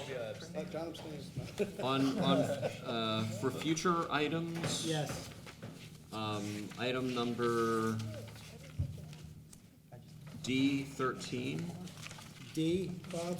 D is in dog, 13. Okay. So that's the renewal for Murray Hill. My question on this is, and I'm supportive of the resolution, but my question is, does this preclude us from using our facility on weekends to host other events?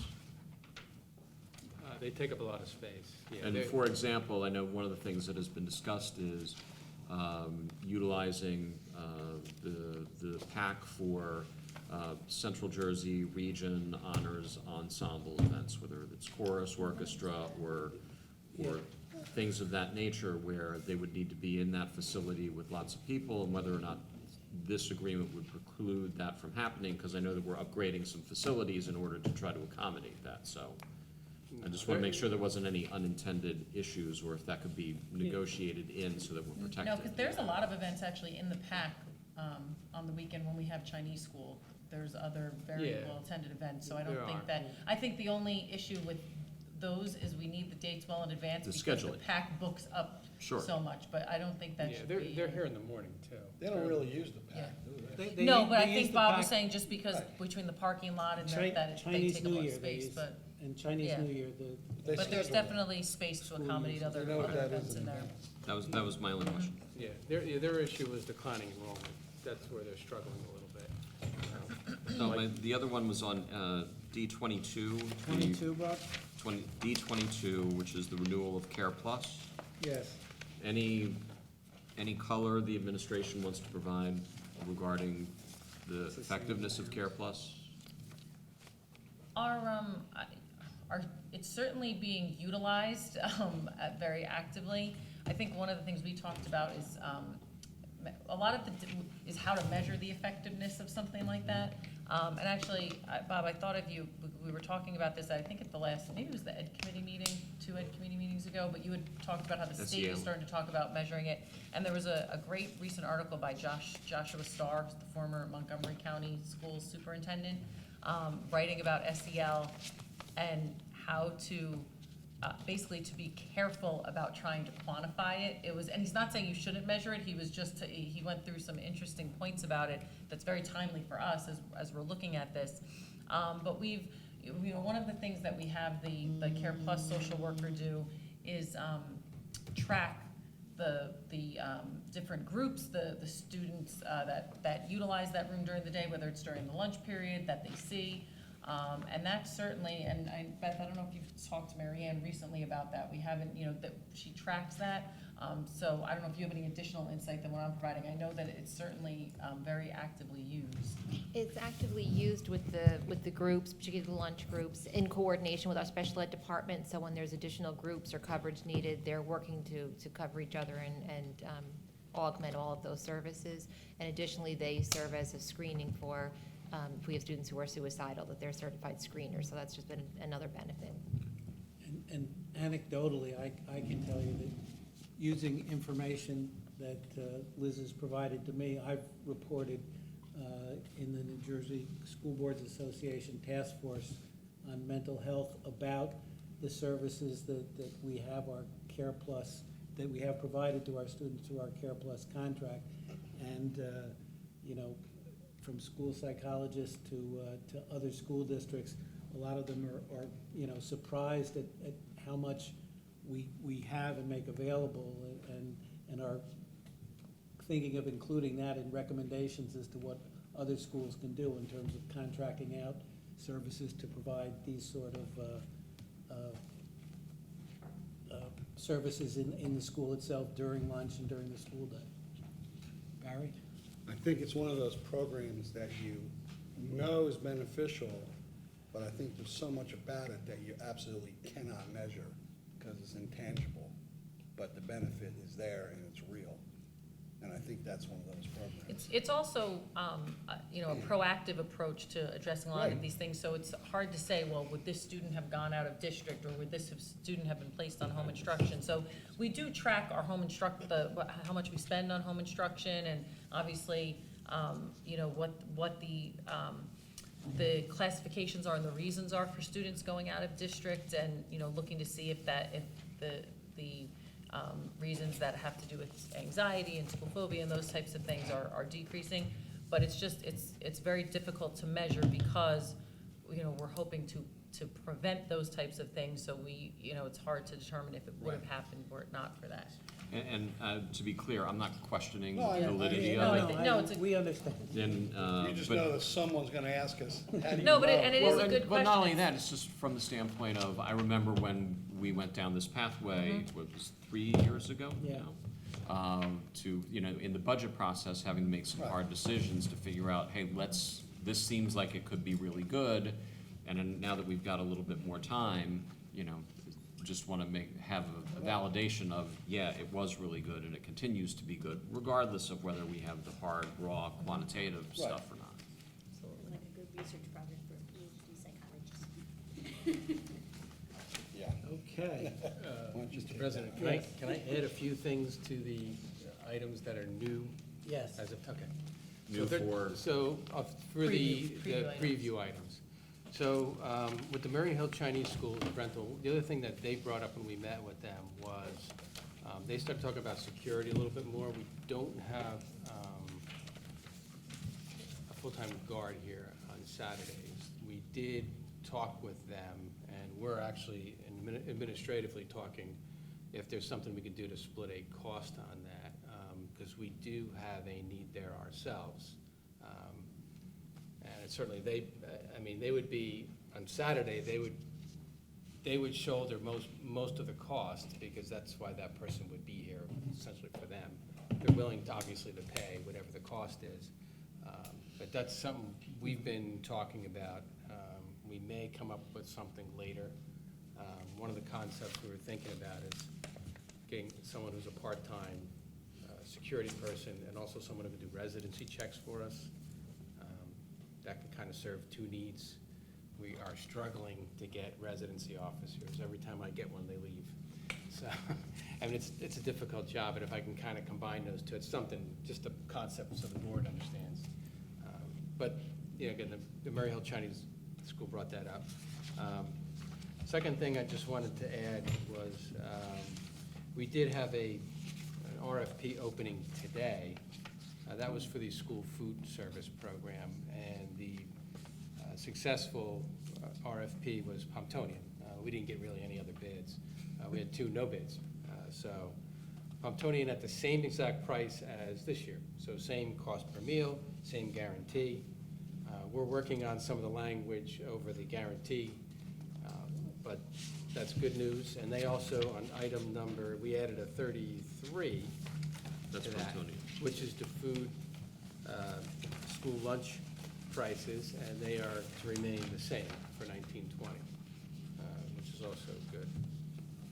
And then the only other thing, on item number 20, well, actually two things, I'm sorry. Item 24, when the board originally got it, we had no numbers in there, and I did some calculating in terms of what we can add to our reserve accounts. The numbers I have in there are inflated because the numbers are up to. So we're suggesting we're gonna put up to $1.6 million into the various reserves, most of it in capital. I can tell you that it's not going to be 1.6 million. If it is, that's phenomenal, but it will not be. It's probably closer to $1 million. And we'll just split it up, again, probably more into capital reserve. I don't need much in tuition reserve this year. I did a quick calculation. I think we're gonna be close to even. In fact, Greenbrook may owe us a few bucks. And maintenance reserve may be, you know, it's always good to put a few things in, a few dollars in there just for maintenance needs. So, you know, that's the numbers there. And on item 26, consistent with our 1920 budget, we have two items that we put on via state contract to Work County Co-op.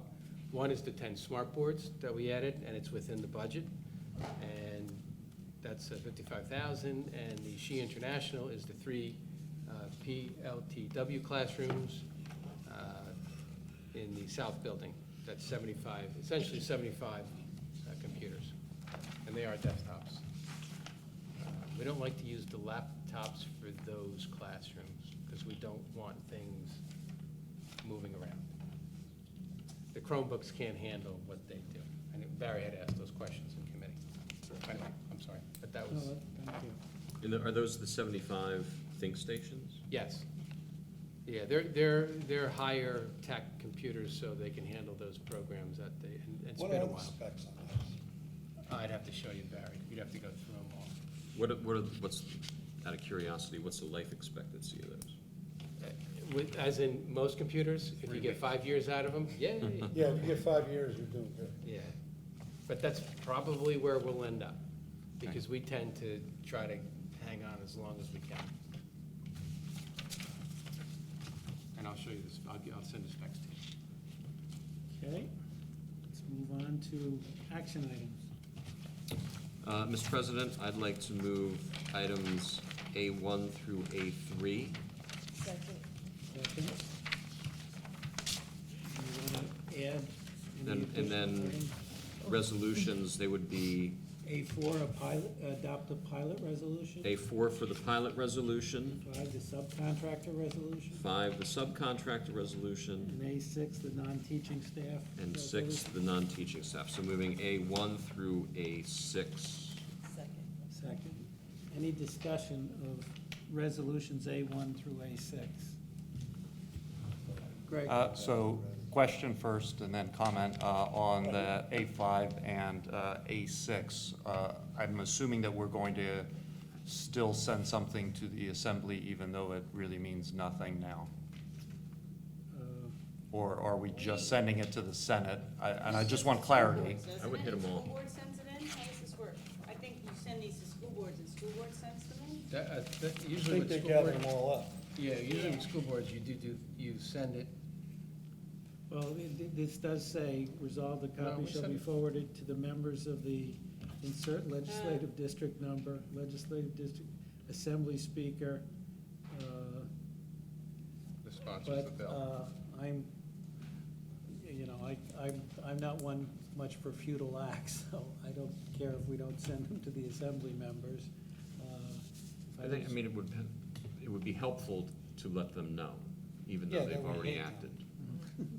And then we'll look In my to vote opinion. them out. Yes, no, I'm neutral on that, so that's the will of the board, that's fine too. Greg, So as is? as is. Okay. And then my comment on the A4, while I appreciate and agree with the spirit of the pilot resolution, I don't agree with the method at this point in time as opposed to other ways of communication, so I speak against it. Okay.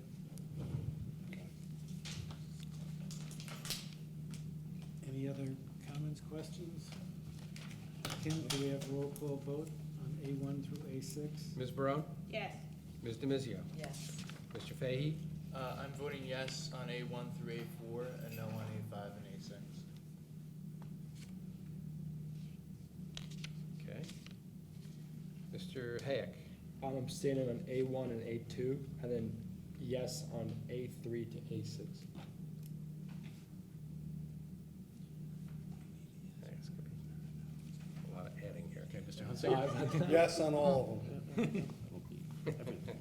Mr. Martins? Yes. Mr. Morrison? Abstain on A1 and A2, yes on A3, 4, 5, and 6. Dr. Shabilsky? Yes, 1, 2, 3, 5, 6. No, Tim's 4. getting tested tonight. Yeah. No on, which one? 4. 4. And a partridge in a pear tree. Okay, Mr. Fallon? Yes on A1 to A6. Okay, they all pass. Okay. Motions do carry. If I wanted to make it hard, I would have varied it.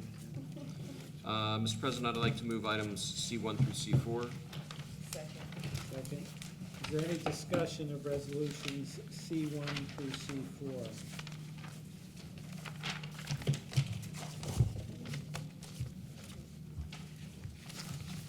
Hearing none, can we have a roll call vote, Mr. Tice? Ms. Barone? Yes. Ms. Demizio? Yes. Mr. Fahey? Yes. Mr. Hayek? Yes. Mr. Hunsinger? Yes. Mr. Martins? Yes. Mr. Morrison? Yes. Dr. Shabilsky? Yes. And Mr. Fallon? Yes. Motions carry. Mr. President, I'd like to move items D1 through D4. Any discussion of resolutions D1 through D4? Mr. Stiles, could we have a roll call vote? Ms. Barone? Yes. Mr. Vizio? Yes. Mr. Fahey? Yes. Mr. Hayek? Yes. Mr. Hunsinger? Yes. Mr. Martins? Yes. Mr. Morrison? Yes. Dr. Shabilsky? Yes. And Mr. Fowler? Yes. Motion is Second carried. opportunity for public comment. No. I will now close second opportunity for public comment.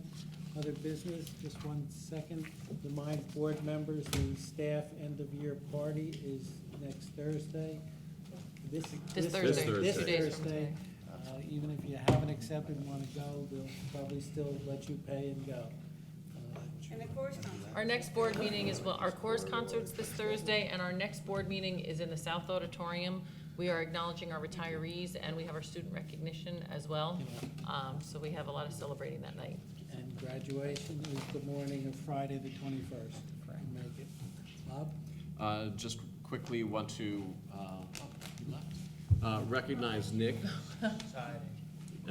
because they did a phenomenal job at the instrumental music concert. The coordination of all the tech with the ensembles and everything that they did was just really a first-rate production, as fine a production as I've seen them put on in there as it relates to either the instrumental or choral concert. And he got a shout-out at the concert, but I wanted to at least acknowledge him here tonight as well. Very nice. I also want to acknowledge Brenda for keeping us all informed about the exploits of our athletes and their very successful spring they've had. So thanks for keeping us informed, Brenda. Well, we'll make sure I tell Nick to watch the end of the video. Anything else? Motion to adjourn. Second. All in favor?